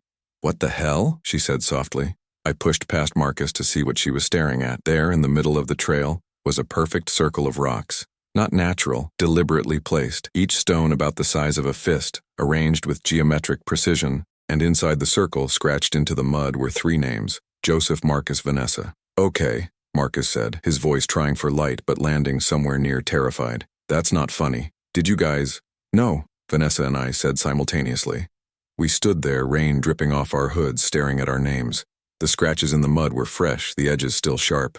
This had been done recently, within the last few hours. "Could be kids," Marcus suggested weakly. "Messing with campers." "How would they know our names?" Vanessa's voice was steady, but I could see her hands trembling. I crouched down, examining the circle more closely. That's when I noticed the date scratched below the names, 10/14. Today was October 13th. "We should go back," I said, standing up quickly. "Now, it's just—" Marcus started. "Now," I repeated, my voice harder than I'd intended. Something in my tone convinced them. We turned around, moving faster than we had on the way up, practically jogging down the slick trail. Nobody spoke. The only sounds were our labored breathing and the constant drip of water from the trees. We were maybe a 1/4 mile from the RV when I saw the footprints. They crossed the trail at an angle, heading deeper into the woods. Boot prints, size 11, with that distinctive wear pattern on the right heel. My prints, but fresh, made within the last few minutes while we'd been higher up the trail. I was still wearing my boots. "Guys," I said, my voice cracking. "Look." They saw the prints. Marcus's face went pale. Vanessa made a small sound in the back of her throat. "There's an explanation," Marcus said, but he didn't sound convinced. "Someone borrowed your boots. Or—" The prints led off into the woods, clear and deliberate. And now that I was looking, I could see they formed a trail, a path of prints leading away from the main trail, deeper into the forest where there were no marked paths. We follow them, I said. I don't know why I said it. Every rational part of my brain was screaming to run in the opposite direction. Are you insane? Vanessa grabbed my arm. We go back to the RV. We leave. We call, who do we call? Park rangers? Police? But I was already moving, following my own footprints into the trees. Behind me, I heard Marcus and Vanessa arguing in fierce whispers, then the sound of them following. They weren't going to let me go alone.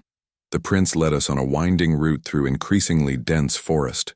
The trees here were old growth, massive oaks and hickories that blocked out most of the gray sky.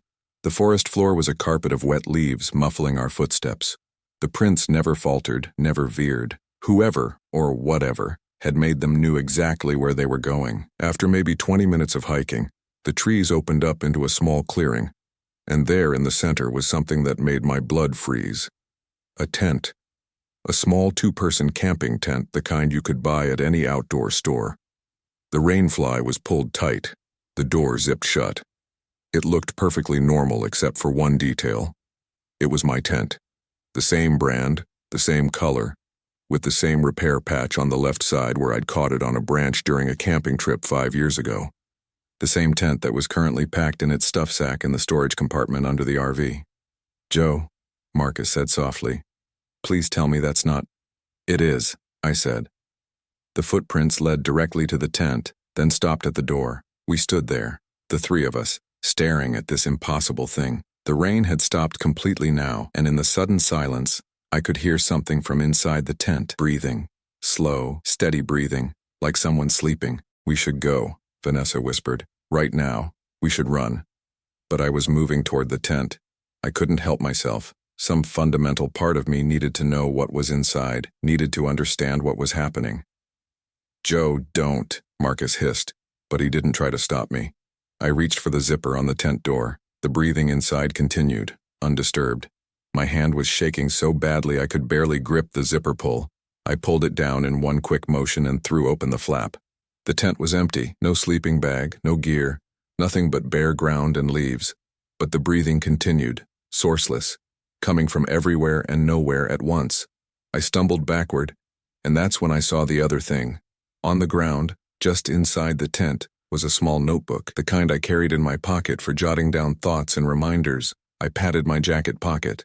My notebook was still there. This was a different notebook, but when I picked it up with trembling hands and opened it, I recognized my own handwriting. October 14th, the first page read, "We shouldn't have followed the prince. Marcus is dead. Vanessa is missing. Something is wearing my face." My vision blurred. The date. October 14th. Tomorrow. What does it say? Vanessa was behind me, trying to read over my shoulder. I flipped to the next page. It found us around noon. It looked exactly like me, down to the scar on my left hand from that accident in high school. It smiled at us. It spoke in my voice. But its eyes were wrong, too dark, too deep. Like looking into wells that went down forever. Marcus ran. It followed him. I heard him screaming for maybe 30 seconds, then nothing. I kept reading, flipping through pages of increasingly frantic handwriting, my handwriting, describing events that hadn't happened yet, describing how Vanessa had tried to make it back to the RV but got turned around, how the forest kept changing, rearranging itself, keeping us trapped, how I'd seen myself, the other me, standing at the edge of clearings, watching, always watching, wearing that smile. The final entry was dated October 15th, 2 days from now. I can hear it outside. It stopped pretending. It doesn't look like me anymore. It doesn't look like anything that should exist. Vanessa came back an hour ago. At least, something that looked like Vanessa came back. She won't stop smiling. She says we should all go for a walk. She says there's something she wants to show me. I'm not leaving this tent. I'm not going anywhere. If you're reading this, if you followed the footprints like I did, then you need to understand. You can't leave. The moment you saw your own prints, you were caught. Time here doesn't work right. It loops, it folds. You're going to live these days over and over, each time a little different, each time a little worse, until the entry ended there. The last few words trailed off the page. "Joe?" Marcus's voice was tight with fear. "We need to go. Right now." I looked up from the notebook and saw what he was staring at. At the edge of the clearing, standing between two trees, was a figure. It was too far away to make out details, but I could see enough. The gray jacket, the way it stood, weight on one hip, the shape of its head. It was me. It raised one hand in a slow wave.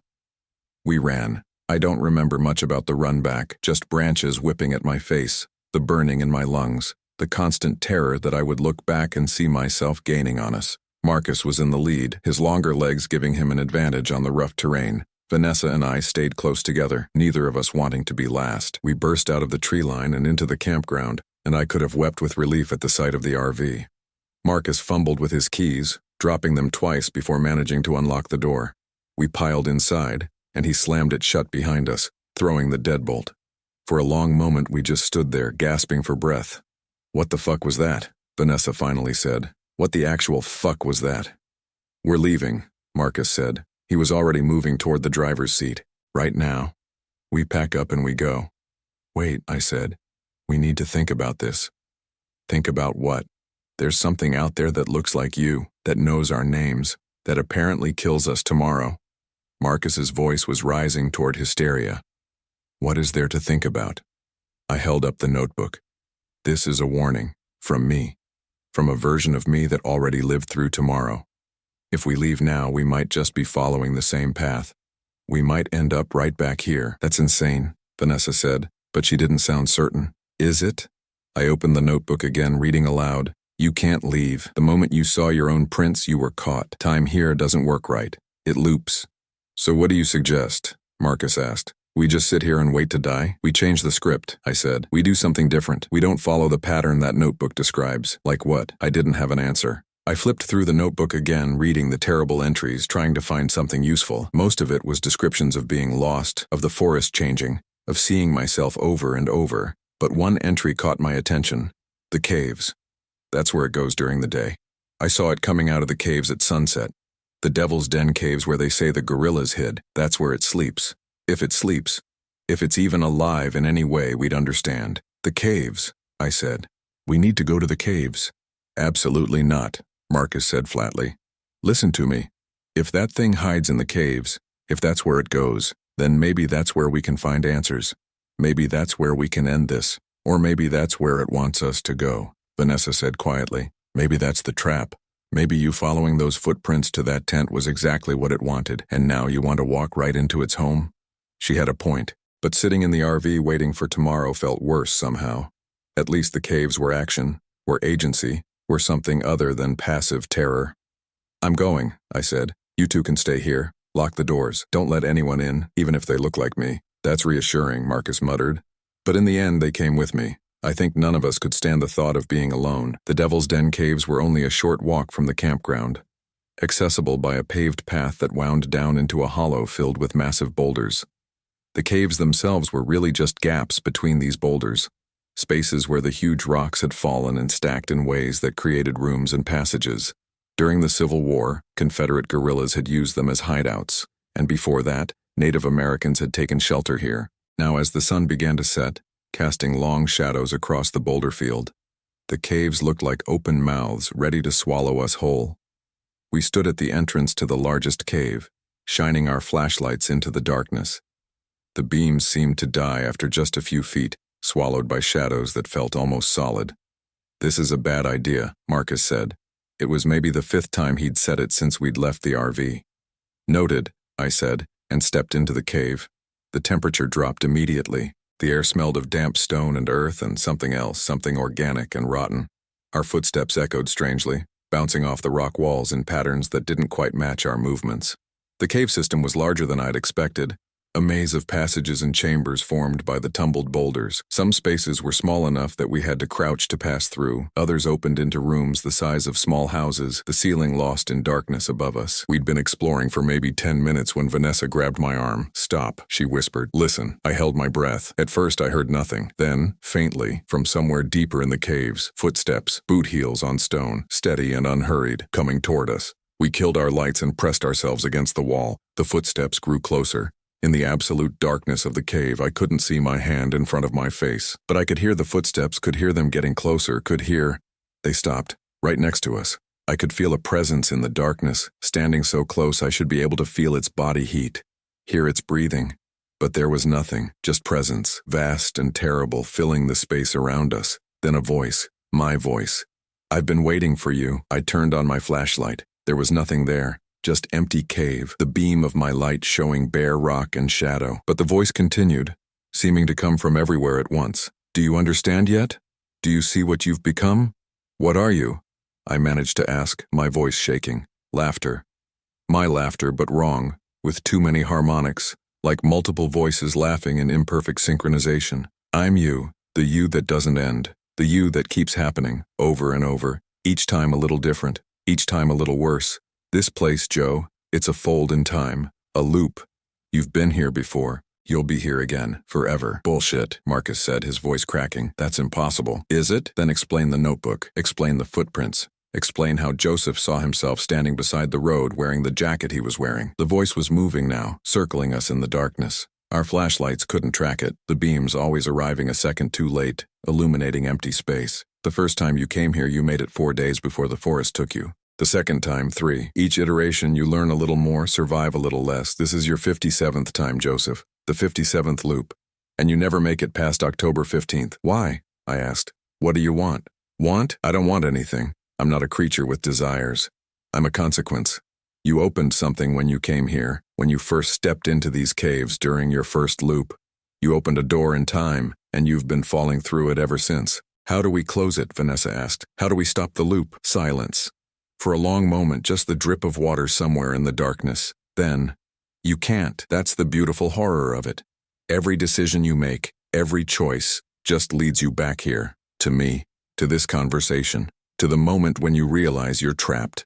Fuck that, I said. Something in me broke, some fundamental piece that had been holding together through all of this terror and insanity. Fuck that. We're leaving. We're driving away and we're never coming back. You've tried that. 43 times you've tried that. The road always brings you back. By morning you're here again, convinced it's your first time, following the same patterns, making the same mistakes. Then we'll do something different. We'll burn down the forest. You've tried that too. Doesn't work. The forest doesn't burn. Not here. Not in the fold. I felt my sanity starting to slip, felt the edges of reality becoming soft and negotiable. What about the others? The people we saw in the campground? Echoes. Fragments. They're not real. Nothing here is real except you three and the loop. Marcus made a sound that might have been a sob or a laugh. So we're just supposed to accept this? Give up? Accept? Give up? Those are meaningless concepts here. You'll loop regardless of what you accept or don't accept. You'll die on October 15th, wake up on October 12th, and do it all again. Forever. Show yourself, I demanded. If you're me, if you're some version of me, then stop hiding in the dark. As you wish. A light began to glow in the darkness ahead of us. Not electric light. Something organic, something that pulsed like a heartbeat. As it grew brighter, I could make out a shape. It was me, but not me. It was like looking at myself through water, my features distorted, stretched, wrong. The proportions were almost right, but not quite. The arms too long, the head too large, the mouth too wide, and the eyes. God, the eyes were black from edge to edge, reflecting our flashlight beams like an animal's. This is what the loop makes, it said with my mouth. Each iteration I become more of this and less of that. By the time you reach your 100th loop, you'll be like me, less human, more whole, more door than person. Vanessa screamed. I don't blame her. The thing wearing my face smiled, and I could see it had too many teeth, each one sharp and white. We ran. Again, always running in this place. The caves became a nightmare maze behind us. Passages that we'd come through minutes before were now blocked or led in different directions. The cave system was changing, rearranging itself like a puzzle, keeping us trapped inside. I lost track of the others in the darkness. One moment Marcus was ahead of me. The next I was alone, my flashlight beam showing only stone and shadow. I called their names, but my voice echoed back, distorted, saying words I hadn't spoken. I don't know how long I wandered. Time felt loose here, elastic. Seconds stretched into hours or compressed into instants. I came to the same chamber 3 times, or what I thought was the same chamber, but each time something was different. The rocks in a different configuration. The ceiling higher or lower. Once I found writing on the wall scratched deep into the stone. Joseph was here. Joseph will be here. Joseph is always here. I stumbled out of the caves into full darkness. No moon, no stars, just complete black. I couldn't even see the flashlight in my hand, though I could feel its weight. Feel the switch under my thumb. Then lights, flashlights, coming toward me through the darkness. Joe, Vanessa's voice, tight with relief. Thank God. We thought... She stopped as her light found my face. I saw her expression change, saw recognition become confusion, become fear. "Joe?" she said, but it was a question now. "It's me," I said. "I'm here. I made it out." Marcus came up beside her, his light joining hers, both beams pinning me like a specimen. "Prove it," he said. "Prove it? What do you want me to? Tell me something only Joe would know. Tell me about sophomore year, about the incident with Professor Hendricks. We put a skeleton in his office as a prank," I said. "You stole it from the biology lab. We all got suspended for 2 weeks. Marcus, it's me. I'm me." But they were backing away. "That's common knowledge," Marcus said. "Everyone in our class knew about that. Try again." What do you want me to say?" "The thing in the caves could know anything," Vanessa said. Her voice was shaking. "It could pull memories. It could—" "Joe, if you're really you, tell me what you said to me the night before my mom died, at the hospital. It was just the two of us." I searched my memory, but came up blank. "I don't remember. That was 15 years ago. I said a lot of things that night." "Wrong answer," Marcus said, and they turned and ran. I stood there alone in the darkness, feeling reality shift beneath my feet like sand. Was I me? How could I be sure? The thing in the caves had said we'd been looping, that each time I became less myself and more it. How many iterations had passed? Was I the original Joseph, or some fractured copy? Or was I already mostly the thing wearing my face? I looked down at my hands. They looked normal, but in this darkness, how could I tell? A sound behind me. Footsteps. I spun around, raising my flashlight. Nothing. Just empty air in the mouth of the cave, darker than the darkness around it. Then, from inside the cave, my voice. "It's happening. Can you feel it? The loop is closing. Tomorrow becomes today, becomes yesterday. Soon you won't remember ever being anywhere else." I ran, toward where I thought the RV was, though I couldn't see it, couldn't see anything in this absolute blackness. My flashlight beam seemed to curve away from me, the light bending around corners that shouldn't exist. I heard voices in the darkness. Marcus and Vanessa arguing about whether to leave, whether to try to find me, whether I was even still me to find. Their voices seemed to come from different directions, as if they were scattered across the campground, or as if the campground itself was folding, bringing distant sounds close. I crashed into something solid, the RV. I felt along its side until I found the door, tried the handle. Locked. "Let me in." I pounded on the door. "Please, it's me. I'm still me." Silence from inside. "I know you're in there. Vanessa, Marcus, please don't leave me out here." The door opened a crack, Marcus's face in the gap, pale and terrified. "Prove you're you," he said. "How? How do I prove that? Tell me what you need to hear. The truth. Tell me the truth about something I don't know, something real that you've never told anyone." I thought frantically. The darkness pressed around me, full of whispers and movement. Okay. The divorce. My divorce, it was my fault. I cheated, not physically but emotionally. I met someone at work and I was going to leave Sarah, but then I chickened out and Sarah figured it out anyway, and that's why she left me. I've never told anyone that. I let everyone think she was the one who wanted out. Marcus studied my face for a long moment. Then he nodded and opened the door. I practically fell inside. Marcus locked the door behind me, throwing the deadbolt and the security chain. Vanessa was huddled on the couch, her arms wrapped around herself. "We have to go," she said, "right now, while it's dark, while we might have a chance. The thing said we can't leave," I said, "that every time we try, we end up back here. So what, we just sit here and wait to die? Maybe we don't die," Marcus said quietly. "Maybe we just loop. Maybe that's better."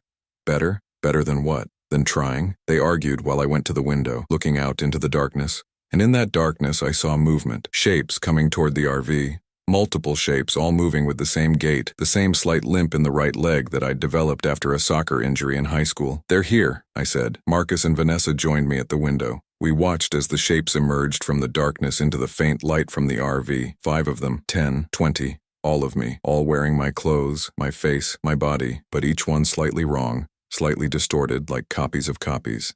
They surrounded the RV, standing in a perfect circle, all facing inward, all staring at us with those 2 dark eyes. Then they started knocking. All of them, all at once, the same 3-beat rhythm I'd heard that first night. The sound filled the RV, impossibly loud, echoing from every wall. "Make it stop," Vanessa was crying. "Please make it stop." But it didn't stop. The knocking continued, steady and relentless, and I realized with mounting horror that it was matching my heartbeat, synchronized perfectly with the pulse in my wrist.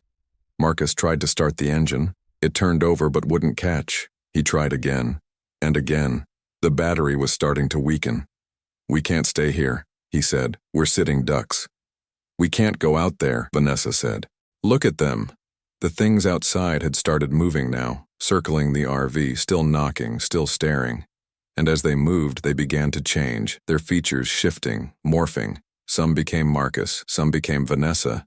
They were trying on our faces like masks, testing which one fit best. That's when I understood. That's when the final piece clicked into place. It's not trying to trap us, I said. It's trying to be us, to take our places. Each loop, it gets closer. Each loop, it learns more about who we are, until one day it replaces us completely and we become the echoes in the caves, and it walks out of here wearing our lives. That's...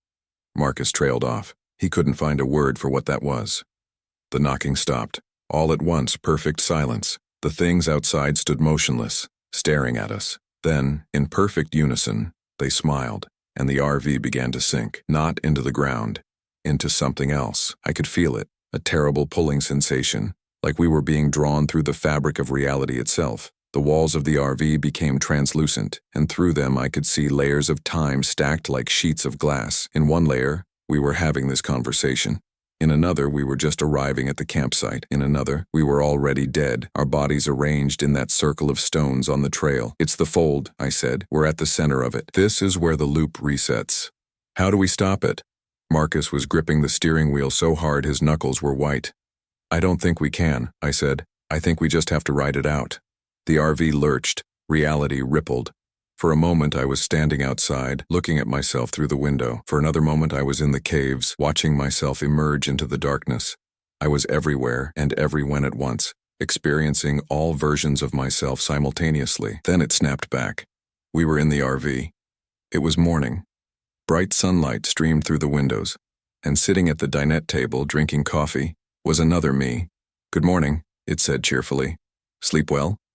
Marcus made a strangled sound. Vanessa started hyperventilating. The other me, the thing wearing my face, set down its coffee cup. Oh, don't look so shocked. You knew this was coming. I told you, didn't I? In the caves? This is how it works. Each loop, I get a little more real, a little more solid, a little more me. Get out, I said. Can't. This is my RV too now, my trip, my friends. It smiled at Marcus and Vanessa. Don't worry, you'll get used to me. Everyone does. Eventually, I lunged at it.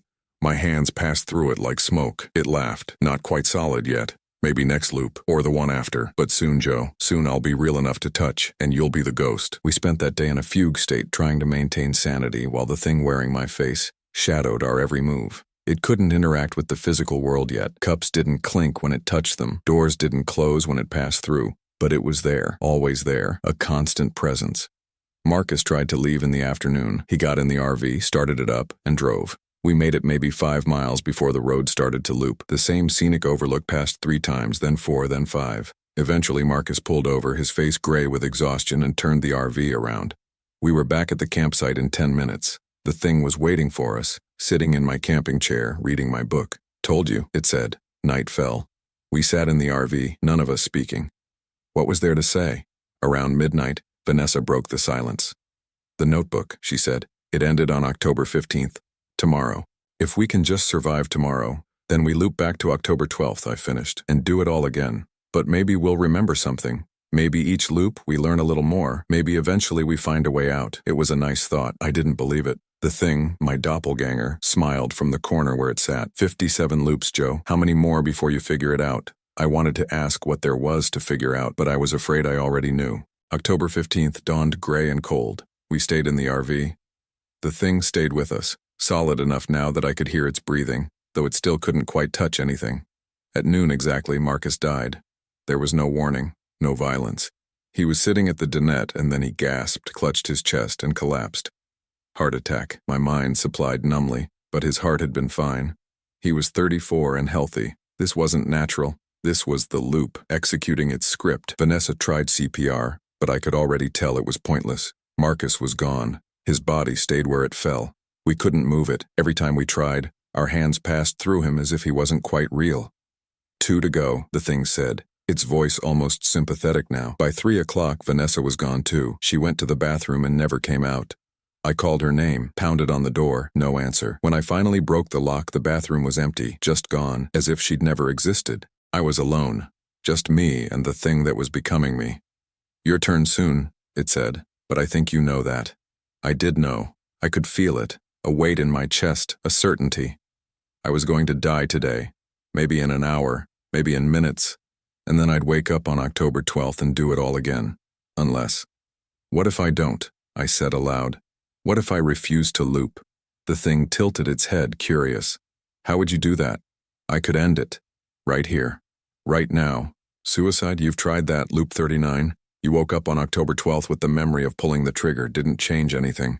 Then what's the answer? There has to be an answer. Does there? The thing stood and I realized it was fully solid now. It could touch things, it could touch me. Maybe this is just what you are now. What you've always been. A loop, a fold, a man trapped in time, repeating the same 3 days forever. No.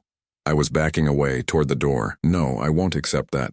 You don't have a choice. It reached for me, its hand, my hand, stretching across the space between us. And in that moment, I understood. Really understood. It wasn't trying to replace me. It was me.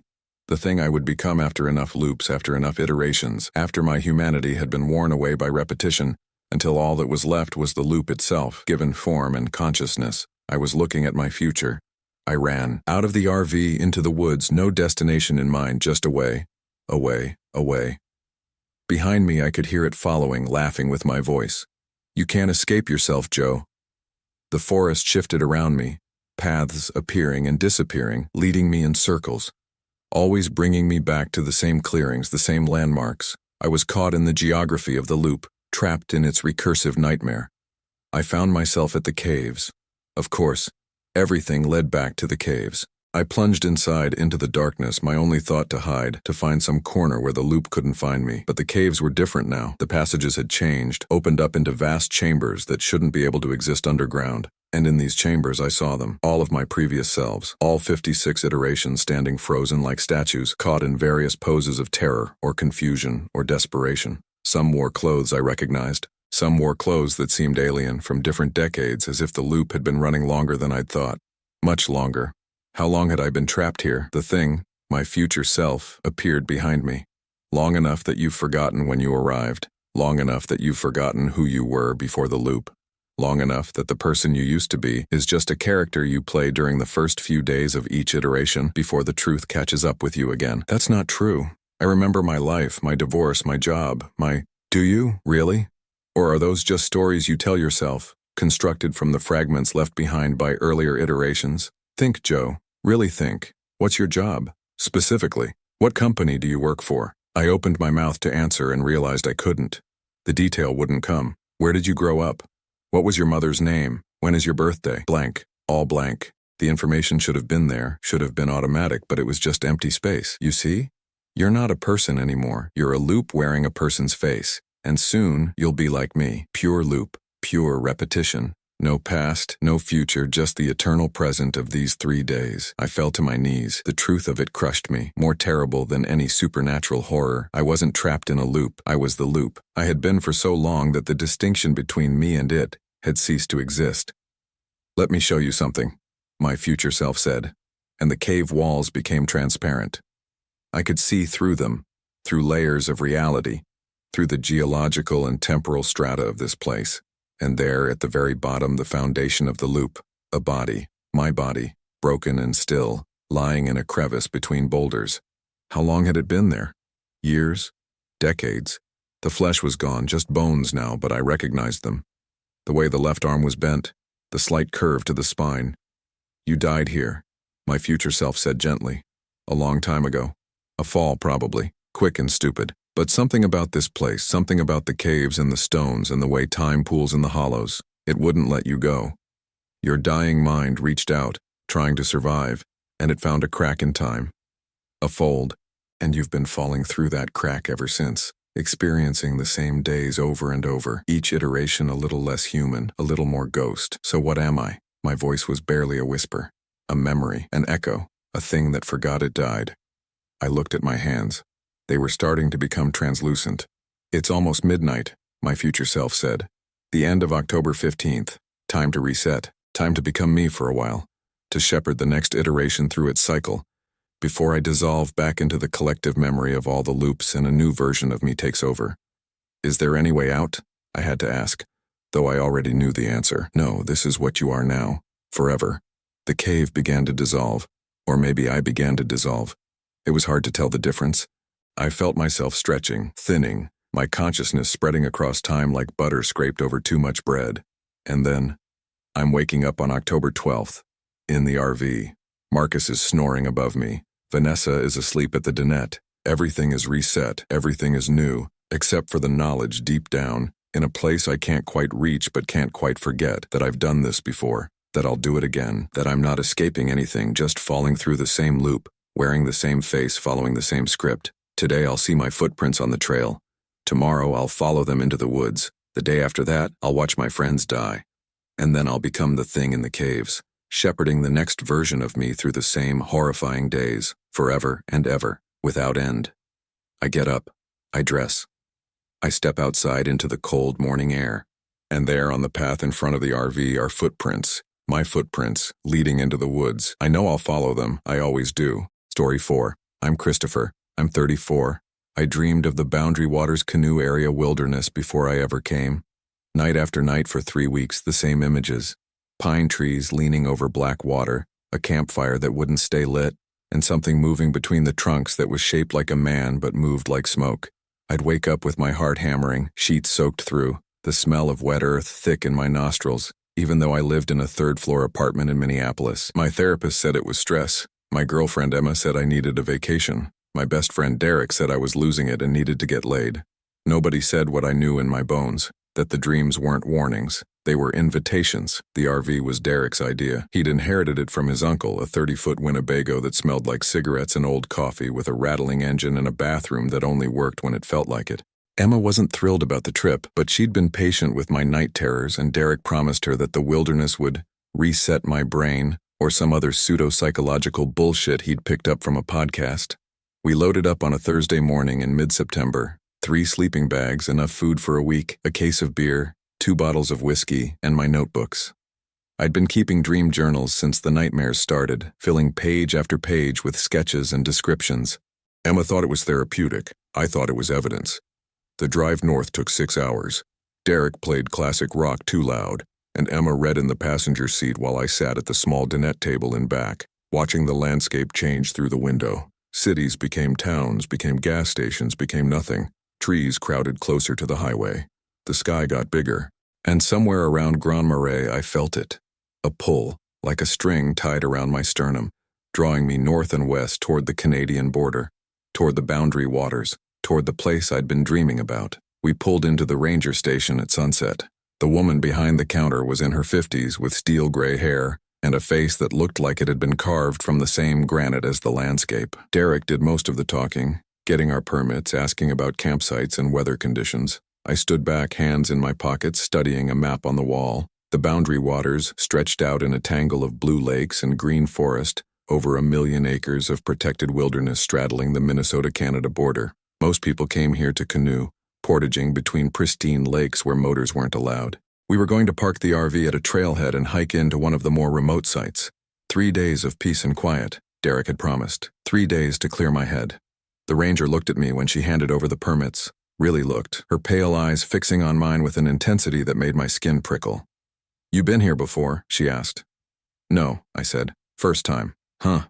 She held my gaze for another beat. "You look familiar." I didn't know what to say to that, so I just smiled and followed Derek and Emma back to the RV. As we pulled out of the parking lot, I glanced back and saw her still watching us through the window, her face unreadable. The trailhead was another 20 minutes down a gravel road that wound deeper into the forest.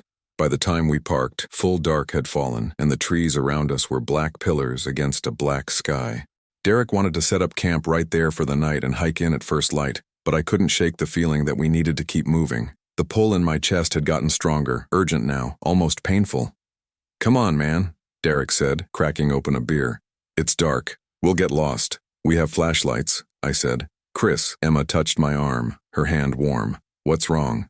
I didn't know how to explain it. How do you tell someone that your dreams have been mapping a place you've never been? That you can feel the right path like a compass needle in your brain, pointing true north into the wilderness? That every cell in your body is screaming at you to go now before something changes or closes or finds you first? "I just need to see it," I said finally. "Please." Maybe it was the look on my face. Maybe Emma was tired of arguing. Maybe they both just wanted me to shut up so we could get this trip over with and I could go back to being normal. Whatever the reason, Derek sighed and killed his beer, and we loaded up our packs with essentials: flashlights, sleeping bags, water, trail mix, a small camp stove. The RV we locked up tight, agreeing we'd come back for the rest of our supplies in the morning. The trail started as a clear path through the trees, marked with wooden posts every 100 yards. Our flashlight beams cut through the darkness, illuminating pine needles and exposed roots and the occasional glimpse of wildlife. The green eye shine of a raccoon, the flash of a deer's white tail. Derek led the way, Emma behind him, me bringing up the rear. My heart was racing, but not from exertion, from recognition. Every twist in the trail, every fallen log we had to climb over, every clearing we passed through, I'd seen it all before. In my dreams, exactly like this. "Chris," Emma called back, "you okay?" "Yeah," I lied. We hiked for 2 hours. Derek started complaining after the first 45 minutes, saying this was bullshit, saying we should turn back, saying his feet hurt and his pack was too heavy. Emma tried to mediate, her voice taking on that careful, soothing tone she used when she was worried I was going to lose my shit. But I kept walking, following the pull, and they kept following me because what else were they going to do? Leave me alone in the dark forest? The clearing appeared suddenly, opening up between the trees like a mouth. It was exactly as I'd dreamed it. A rough circle of open ground maybe 40 feet across, ringed by massive white pines that had to be 100 years old. In the center was a fire pit made of blackened stones, and beyond the clearing, just visible through a gap in the trees, the dark mirror of a lake. "Holy shit," Derek breathed. "This is perfect." It wasn't perfect. It was wrong. I'd felt it the moment we stepped into the clearing, a shift in the air like the pressure change before a storm. The trees were too quiet. No wind rustling the needles, no animals moving in the underbrush. Just silence, thick and waiting. "Let's set up the tents," Emma said, dropping her pack. She was trying to sound upbeat, but I could hear the strain in her voice. She felt it too.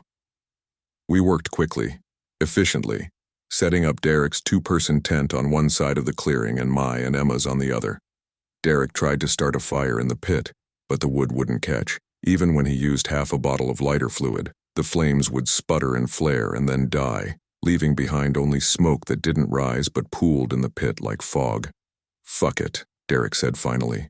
"I'm too tired anyway. Let's just crash and deal with it in the morning." But I couldn't sleep.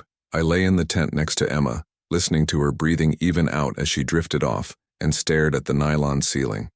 The pull in my chest had stopped the moment we entered the clearing, replaced by a heavy weight that pressed down on my lungs. Outside, the silence was absolute. No crickets, no owls, no wind, nothing. I must have dozed eventually because I woke to Emma shaking my shoulder, her eyes wide in the darkness. "Do you hear that?" she whispered. I held my breath and listened. At first, nothing. Then, faint but distinct. Footsteps, circling the tent. Slow, measured steps in the dry pine needles moving clockwise around us. Around and around and around. "Derek?" I called out. My voice sounded too loud, wrong in the silence. The footsteps stopped. We waited, Emma's hand crushing mine. Seconds stretched into minutes. Then the footsteps started again, closer now, right outside the tent. I could see the fabric move as something brushed against it. Not pushed, just touched, gentle, almost tender, as if whatever was out there was feeling its way around the perimeter. "Derek," I called again, louder. "This isn't funny, man." "That's not Derek," Emma breathed. "Derek's tent is on the other side of the clearing." The footsteps moved to the entrance of our tent. Through the mesh I could see a shape, dark against dark. Man-shaped but not quite right, the proportions slightly off. Too tall, arms too long. It stood there for what felt like hours, but was probably only seconds, and then it moved away. The footsteps resumed their circuit around the tent. Emma was crying silently, tears streaming down her face. I wanted to comfort her, to tell her it was okay, but my throat had closed up and I couldn't make a sound. We lay there clutching each other while the thing circled and circled, and eventually the footsteps faded into the distance and we were left alone with the silence. Neither of us slept again that night. When the first gray light of dawn filtered through the tent, Emma unzipped the entrance with shaking hands and we crawled out into the clearing. Derek's tent was still zipped shut. I walked over and called his name, then louder. No response. Emma hung back, hugging herself as I knelt and unzipped the entrance. The tent was empty. Sleeping bag still laid out, pack still in the corner, flashlight still hanging from the interior loop. But no Derek. "Maybe he went to take a piss," Emma said, but her voice was hollow. We searched the clearing, calling his name. We checked the trail we'd come in on, walked to the lake shore and back. No Derek, and no footprints except our own. The ground around Derek's tent was smooth, undisturbed pine needles without a single mark. "We need to go get help," Emma said. "We need to go back to the RV and drive to the ranger station." I nodded, but even as I agreed, I knew we wouldn't. The pull was back, stronger now, dragging my attention toward the lake. I walked to the gap in the trees and looked out at the water. It was perfectly still, black as ink, reflecting the gray morning sky. On the far shore, maybe a quarter-mile away, I could see another clearing. And in that clearing, a figure, standing at the water's edge, watching us. "Chris?" Emma was beside me. "Is that—" "Derek," I finished, because it was. Same height, same build, same green jacket he'd been wearing last night. But something about the way he stood was wrong, too still, like a statue, like a photograph. I cupped my hands around my mouth and shouted his name. The sound carried across the water and died without an echo. The figure didn't move, didn't wave, didn't respond. "We have to go around," I said. "We have to get him." "No." Emma grabbed my arm. "No, Chris, that's not him. That's not Derek. We need to leave, now." But I was already walking, following the shoreline around the lake. My feet knew the path even though I'd never been here before. Because I had been here, in my dreams, night after night. This was where they'd been leading me. To this lake, to this place, to whatever was waiting on the other side. Emma followed because what choice did she have? We stumbled through the underbrush, over roots, and around boulders, keeping the water on our left. It should have taken 20 minutes to circle the lake. It took hours. The sun rose higher, but the light stayed gray, filtered through clouds that hadn't been there yesterday. The forest pressed in close on our right, trees leaning toward us like they were listening, and always, when I glanced across the water, the figure on the far shore remained exactly the same distance away. "Chris," Emma said at one point, her voice breaking. "Chris, we're going in circles. We've passed that boulder 3 times. She was right. I recognized the distinctive split in the granite shaped like a doorway. We'd walked past it before. But that didn't make sense because we'd been moving forward the whole time, following the shoreline. We couldn't possibly. "The lake is changing," I said. The words came out calm, matter of fact, even though my brain was screaming. "It's moving, reshaping. We're not going in circles. It's making us circle." Emma stared at me. "That's not possible. None of this is possible." I pulled out my water bottle and took a long drink, trying to think. My notebooks were back at the clearing. All those pages of dreams and sketches and notes, but I didn't need them. I remembered every detail, including the one thing I'd tried to forget, that in every dream, in every version of this nightmare I'd experienced over the past 3 weeks, I never made it out. "We need to cross the water," I said. "What?" "The lake doesn't want us to reach the shore, so we need to go through it, swim across." "That's insane," Emma said, but she was already looking at the water, calculating distances. It couldn't be more than a few hundred feet to the other side. Cold, certainly. Dangerous, maybe, but possible. We stripped down to our underwear and t-shirts, leaving our boots and packs on the shore. The water was exactly as cold as I expected. Glacial, shocking, cold enough to steal your breath and stop your heart. We waded in up to our waists and then pushed off, swimming hard toward the far shore. The figure was still there, standing at the water's edge. Closer now, but still too far to make out details. I focused on swimming, on the burn in my muscles and the gasp of my breath and the splash of Emma beside me. We were halfway across when I felt it, something moving beneath us, not touching, but there, displacing water, massive. "Don't stop," I gasped to Emma. "Whatever you do, don't stop swimming." We pulled harder. The shore was so close now, maybe 100 feet, 50, 20. The figure at the water's edge hadn't moved. I could see it clearly now, and Emma had been right. It wasn't Derek. It was shaped like Derek, wore Derek's clothes, had Derek's face. But it was wrong. The skin was too smooth, too perfect, like a wax figure. The eyes didn't blink. The chest didn't rise and fall with breath. My feet touched bottom and I staggered upright, pulling Emma after me. We collapsed on the rocky shore, gasping, shaking with cold and adrenaline. The Derek thing watched us with empty eyes. "Where is he?" I demanded. "Where's our friend?" The thing tilted its head, considering. Then it smiled. The expression looked learned, rehearsed, like someone trying to remember how smiling worked. When it spoke, the voice was Derek's voice, but the words came from somewhere else. "He dreamed of this place," it said, "like you. He's been dreaming since you brought him here, since you opened the door. I don't understand." "Yes, you do." The thing took a step closer. 3 weeks ago, you woke up from a nightmare and you wished. Wished so hard to escape, to find somewhere peaceful, somewhere silent. You wished it into the waking world. And we heard you. We've been waiting so long for someone to hear us back. My stomach dropped. 3 weeks ago, the night the dream started, I'd been fighting with Emma, stressed about work, drowning in the noise and chaos of city life. I'd gone to bed angry and desperate, and I'd dreamed of this place, these trees, this water, this silence. And I'd wanted it so badly it hurt. What are you? Emma whispered. The Derek thing looked at her. We're what's underneath. What was here before the trees, before the water, before the earth cooled and hardened and made space for living things. We're the dream that dreamed itself before there was anyone to dream it. And we've been so lonely. Behind the thing in the tree line, other shapes were emerging. Man-shaped, woman-shaped, child-shaped. All wrong, all too perfect and too still. They watched us with hungry, empty eyes. You wanted peace, the Derek thing said. You wanted quiet. We're offering it to you. Stay, dream with us. Become part of the underneath. The silence goes on forever here. No more noise, no more chaos, just the long, perfect quiet. Where's Derek? I asked again. The real Derek. Where is he? The thing's smile widened. He's already dreaming. Would you like to see? It stepped aside, gesturing toward the tree line.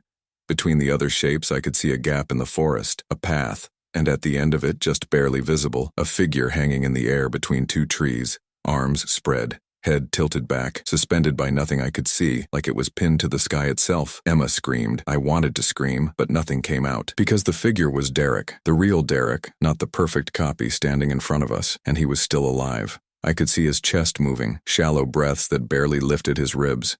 His eyes were open but unseeing, rolled back to show only white, and all around him the air was shimmering, bending like heat waves off pavement. Reality was thin there, punctured, leaking. He's dreaming the underneath, the thing said, almost gentle, giving it form, making it stronger. Soon he'll dream himself away completely, and there will be nothing left but the door he's become. Then we can step through. We can spread. We can bring the silence to everything. I looked at Emma. She was shaking, teeth chattering from cold and terror, but she met my eyes and I saw the same desperate calculation I was making. We were maybe 50 yards from Derek. The things between us and him weren't moving yet. Just watching, waiting. If we ran, if we were fast, Emma nodded. We ran. The shapes didn't try to stop us. They just watched with their empty eyes as we sprinted past them, crashing through the underbrush toward Derek's suspended form. I could feel the wrongness intensifying as we got closer. The air growing thick and resistant like we were pushing through water. My lungs burned. My vision swam. But we kept going. And then we were there, directly beneath Derek, and I was reaching up to grab his leg, to pull him down. The moment I touched him, the world inverted. I was standing in our clearing again, middle of the day, sun shining through the pines. Derek was making a fire in the pit, laughing about something Emma had said. Emma was setting up the tents, humming to herself. Everything was normal, everything was perfect. But it wasn't real.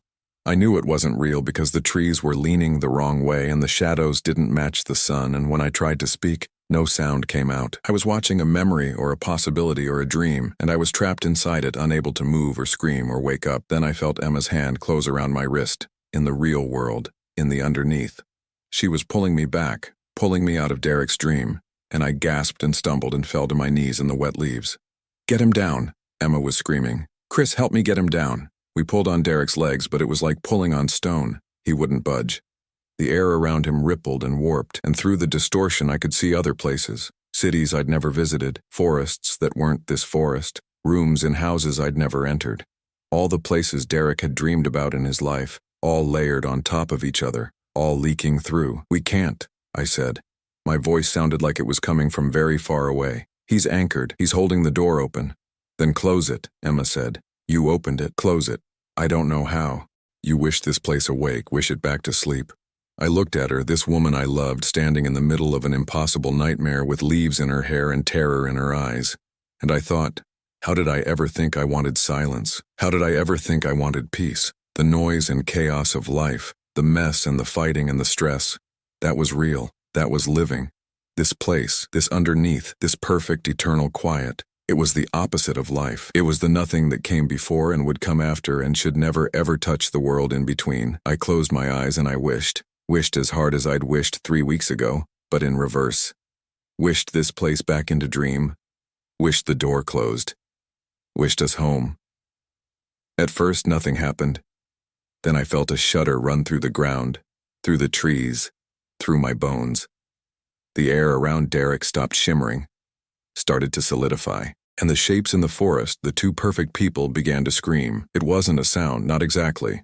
It was the sensation of sound, the memory of sound, vibrating through the underneath. They were screaming because they were losing, because the door was closing, because the silence was retreating back into dream where it belonged. Derek fell, just dropped like a puppet with cut strings. Emma caught him, barely, lowering him to the ground. He was breathing but unconscious, his skin cold and gray. I grabbed his arms, Emma grabbed his legs, and we ran. The forest fought us. Trees leaned in to block the path. Roots rose up to trip us. The ground itself seemed to shift and roll beneath our feet. But we kept going, dragging Derek between us, following instinct and desperate hope. Back toward our original clearing. Behind us, the screaming intensified. I didn't look back. Couldn't look back. If I saw what was following us, I knew I would freeze, and freezing meant death or worse. We burst into the clearing just as full night fell. Impossible. It had been morning a minute ago, but time didn't work right here, had never worked right. Our tents were still standing. The fire pit was cold. Everything was exactly as we'd left it. The trail, I gasped. We need to find the trail. We dropped Derek long enough to grab our packs from the tents. I didn't bother with the sleeping bags or the camp stove or anything else, just the essentials. Then we hoisted Derek between us again and stumbled toward the edge of the clearing, looking for the path we'd hiked in on. It wasn't there. Emma played her flashlight beam across the tree line, back and forth, back and forth. No break in the trees, no trail markers, just unbroken forest in every direction. It was here, she said. Chris, it was right here, I remember. The lake, I said. We came from the lakeside. The trail connects to the shore. We changed direction, half carrying, half dragging Derek toward the gap in the trees that led to the water. But when we got there, the lake was gone. Just more forest, trees, and darkness stretching on forever. No water, no far shore, no Derek thing watching us with empty eyes. Emma started crying. Not panicked sobs, just tears streaming silently down her face as she realized what I'd already understood. We were trapped. The underneath had us. The door had closed from the inside, locking us in. Chris, Derek mumbled. His eyes fluttered open, unfocused and confused. What? Where? You're okay, I lied. You're gonna be okay. I dreamed, he whispered. I dreamed I was everywhere at once. Every place I'd ever been, ever thought about, all at the same time. And they were there, in every place, watching, waiting. His eyes found mine and suddenly focused, sharp with terror. They're still there, Chris. They're in all of it. Every dream, every thought. They're underneath everything, and we can't get away. Derek, stop, Emma said. But he was sitting up now, pulling away from us, looking around the clearing with wild eyes. This isn't real, he said. This is still the dream. We're still in the underneath. We never left. We left, I said, but my voice shook, because what if he was right? What if this was another layer of dream? What if we'd been dreaming the whole time and there was no escape, no real world to return to, just dreams all the way down until we dissolved into the silence? A sound split the night, distant but clear, howling, not wolves, not anything natural. The sound of the underneath expressing rage or hunger or something that had no name in any human language. We need to hide, Emma said. She was scanning the clearing, looking for options. The tents were useless, just fabric and poles, no protection. The fire pit was cold, and anyway, fire wouldn't stop what was coming. The only solid structure was the trees, I said. We climb. We picked the biggest pine on the edge of the clearing, one with low branches strong enough to hold our weight. I went first, climbing as high as I dared. Then Emma, then helping Derek up between us. We wedged ourselves into the branches about 20 feet up, in the zone where the trunk split into multiple stems, creating a kind of platform. From up there, we had a view of the entire clearing. The howling was getting closer. Then, at the far edge of the clearing, the trees parted. They came through in a group, 10, 15, maybe 20 of them, all different shapes and sizes. Men, women, children, even animals that stood on two legs and watched with human eyes. They moved wrong, jerky and unnatural, like they were learning locomotion for the first time. But they moved fast. They spread out across the clearing, searching, pausing at our tents to sniff the air, pulling out our abandoned sleeping bags and running their two perfect hands over the fabric. One of them, a thing shaped like a little girl in a yellow dress, found my notebook, the one I'd been sketching in. She opened it and tilted her head, studying the pages, trying to understand the scratches and lines. Then she looked up directly at our tree. Found, she said. Her voice was every child's voice and no child's voice, layered and strange. Found, found, found. The others converged on our tree. They surrounded the trunk and looked up at us with their empty eyes.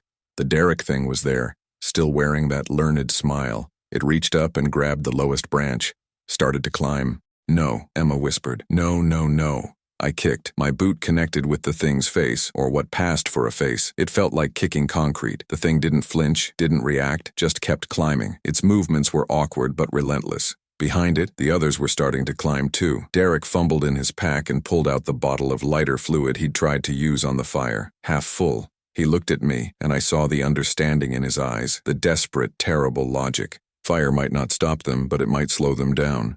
He squirted lighter fluid down the trunk, soaking the bark and the climbing things. Then he pulled out his lighter. Sorry, he said to no one in particular, and dropped it. The tree went up like a torch. Flames raced down the trunk, engulfing the climbing shapes. They didn't scream. They couldn't scream, didn't have the capacity for it, but they fell, dropping back to the ground where they writhed and burned and slowly stopped moving. The fire spread to the other trees, racing through the canopy. Soon the entire clearing was ringed with flame. The heat was intense. I could feel my skin blistering, my lungs burning with each breath. We couldn't stay in the tree much longer, but we couldn't climb down either, not with more of those things surrounding the base. We jump, I shouted over the roar of the flames, into the clearing, away from the fire. Then we run. Run where? Emma shouted back. Anywhere, everywhere, until we find a way out or until we can't run anymore. It wasn't a plan. It was barely even hope, but it was all we had. We counted down from 3 and jumped, hitting the ground hard and rolling. The impact knocked the wind out of me. I tasted blood, but I was up and running before my brain fully processed the pain. Emma on one side and Derek on the other, sprinting toward the gap between burning trees. The things tried to stop us. They came at us from the shadows, reaching with their perfect hands, but the fire had made them cautious. We dodged between them, running blind into the forest beyond the clearing. I don't know how long we ran, minutes or hours or days. Time didn't mean anything in that place. The forest changed around us with every turn, pine giving way to birch, giving way to oak, giving way to things that weren't trees at all, but looked enough like trees that my brain couldn't process the difference. We ran until our lungs were raw, until our legs gave out, until we collapsed in a heap on the forest floor. When I opened my eyes, the sky was gray, morning gray, real morning gray, and the trees around us were just trees, no shifting, no watching, no wrongness, just normal Minnesota forest. Is this real? Emma asked. Her voice was hoarse, barely above a whisper. I don't know, I said honestly. We helped each other up and started walking. After 20 minutes, we found a trail. After another hour, the trail led to a gravel parking lot. And there, parked exactly where we'd left it 3 days ago, was Derek's RV. We didn't speak as we climbed inside. Didn't speak as Derek started the engine and we drove away from that place. We just sat in silence watching the forest retreat in the mirrors, waiting for it to reach out and pull us back. It never did. We made it to the ranger station just as they were opening for the day. The same gray-haired woman was behind the counter. She looked at us, filthy, burned, half dead with exhaustion, and her face went pale. You made it out, she said. It wasn't a question. You knew, I said. When we came in, you knew what was out there. She didn't deny it. People dream of this place, she said quietly. Always have. Some of them dream strong enough to open doors. Most doors close by themselves after a while. Sometimes they don't. Sometimes something comes through, or someone goes in and doesn't come back. She paused. We've lost 17 people in the past 30 years. Different locations, but always the same pattern. The dreaming, the opening, the silence. Why didn't you stop us? Emma asked. Would you have listened? Would anyone? The woman shook her head. The doors have to be open from the inside, and closed from the inside. All I could do was wait and hope you'd figure it out. We left the station without another word. Drove straight to the hospital in Grand Marais where they treated us for burns and exposure and dehydration. The doctors asked what happened and we said we got lost, had an accident with a campfire. They didn't believe us, but they wrote it up anyway. What else could they do? Derek sold the RV a week later. Emma and I broke up a month after that. Not because we stopped loving each other, but because every time we looked at each other, we saw the clearing, the lake, the underneath, the things with empty eyes. We couldn't carry that together, could barely carry it alone. I still dream of the boundary waters, every night. But now the dreams are different. Now I see other clearings and other forests in other parts of the world. I see other people dreaming, opening doors, stepping through into the silence, and I see the things underneath, patient and hungry and waiting. The doors never really close. Not completely. They just get thin enough that we stop seeing them, stop believing in them, until someone dreams hard enough to tear them open again. Last week I got a call from a ranger in Olympic National Forest in Washington. Said she'd heard about what happened to us, heard the real story from someone who knew someone, said there's a clearing there west of the Hoh rainforest where people have been disappearing. Same pattern, the dreaming, the opening, the silence. She asked if I'd come out and consult, help them understand what they're dealing with, how to warn people without sounding insane. I told her I'd think about it, but I'm already dreaming of the Olympic Peninsula, already feeling that familiar pull in my chest, drawing me west toward ancient trees and moss-covered silence. The underneath is calling me back. Maybe it never let me go. Maybe I left something of myself there in that first clearing, some essential piece that's still hanging between the trees, still holding a door open. Or maybe, and this is what keeps me up at night, maybe I was supposed to make it out. Maybe I was supposed to survive so I could dream of other places, other forests, other doors. Maybe I'm not a survivor at all.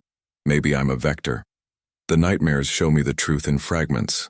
I see myself standing in clearing after clearing, my presence alone enough to thin the walls between worlds. I see the things underneath spreading, clearing by clearing, forest by forest, dream by dream, patient, hungry, waiting for enough doors to open, enough silence to spill through until the whole world is underneath and there's nothing left but the long, perfect quiet. I don't know if I'll go to Washington. Don't know if I can stop whatever's happening, or if I'm just feeding it by trying, but I know I can't stay still, can't stop dreaming, can't close my eyes without seeing those empty faces and hearing that terrible silence. The boundary waters changed me, or maybe it just revealed what I already was, what I'd always been, just another door, waiting to be opened, just another dream, waiting to become real.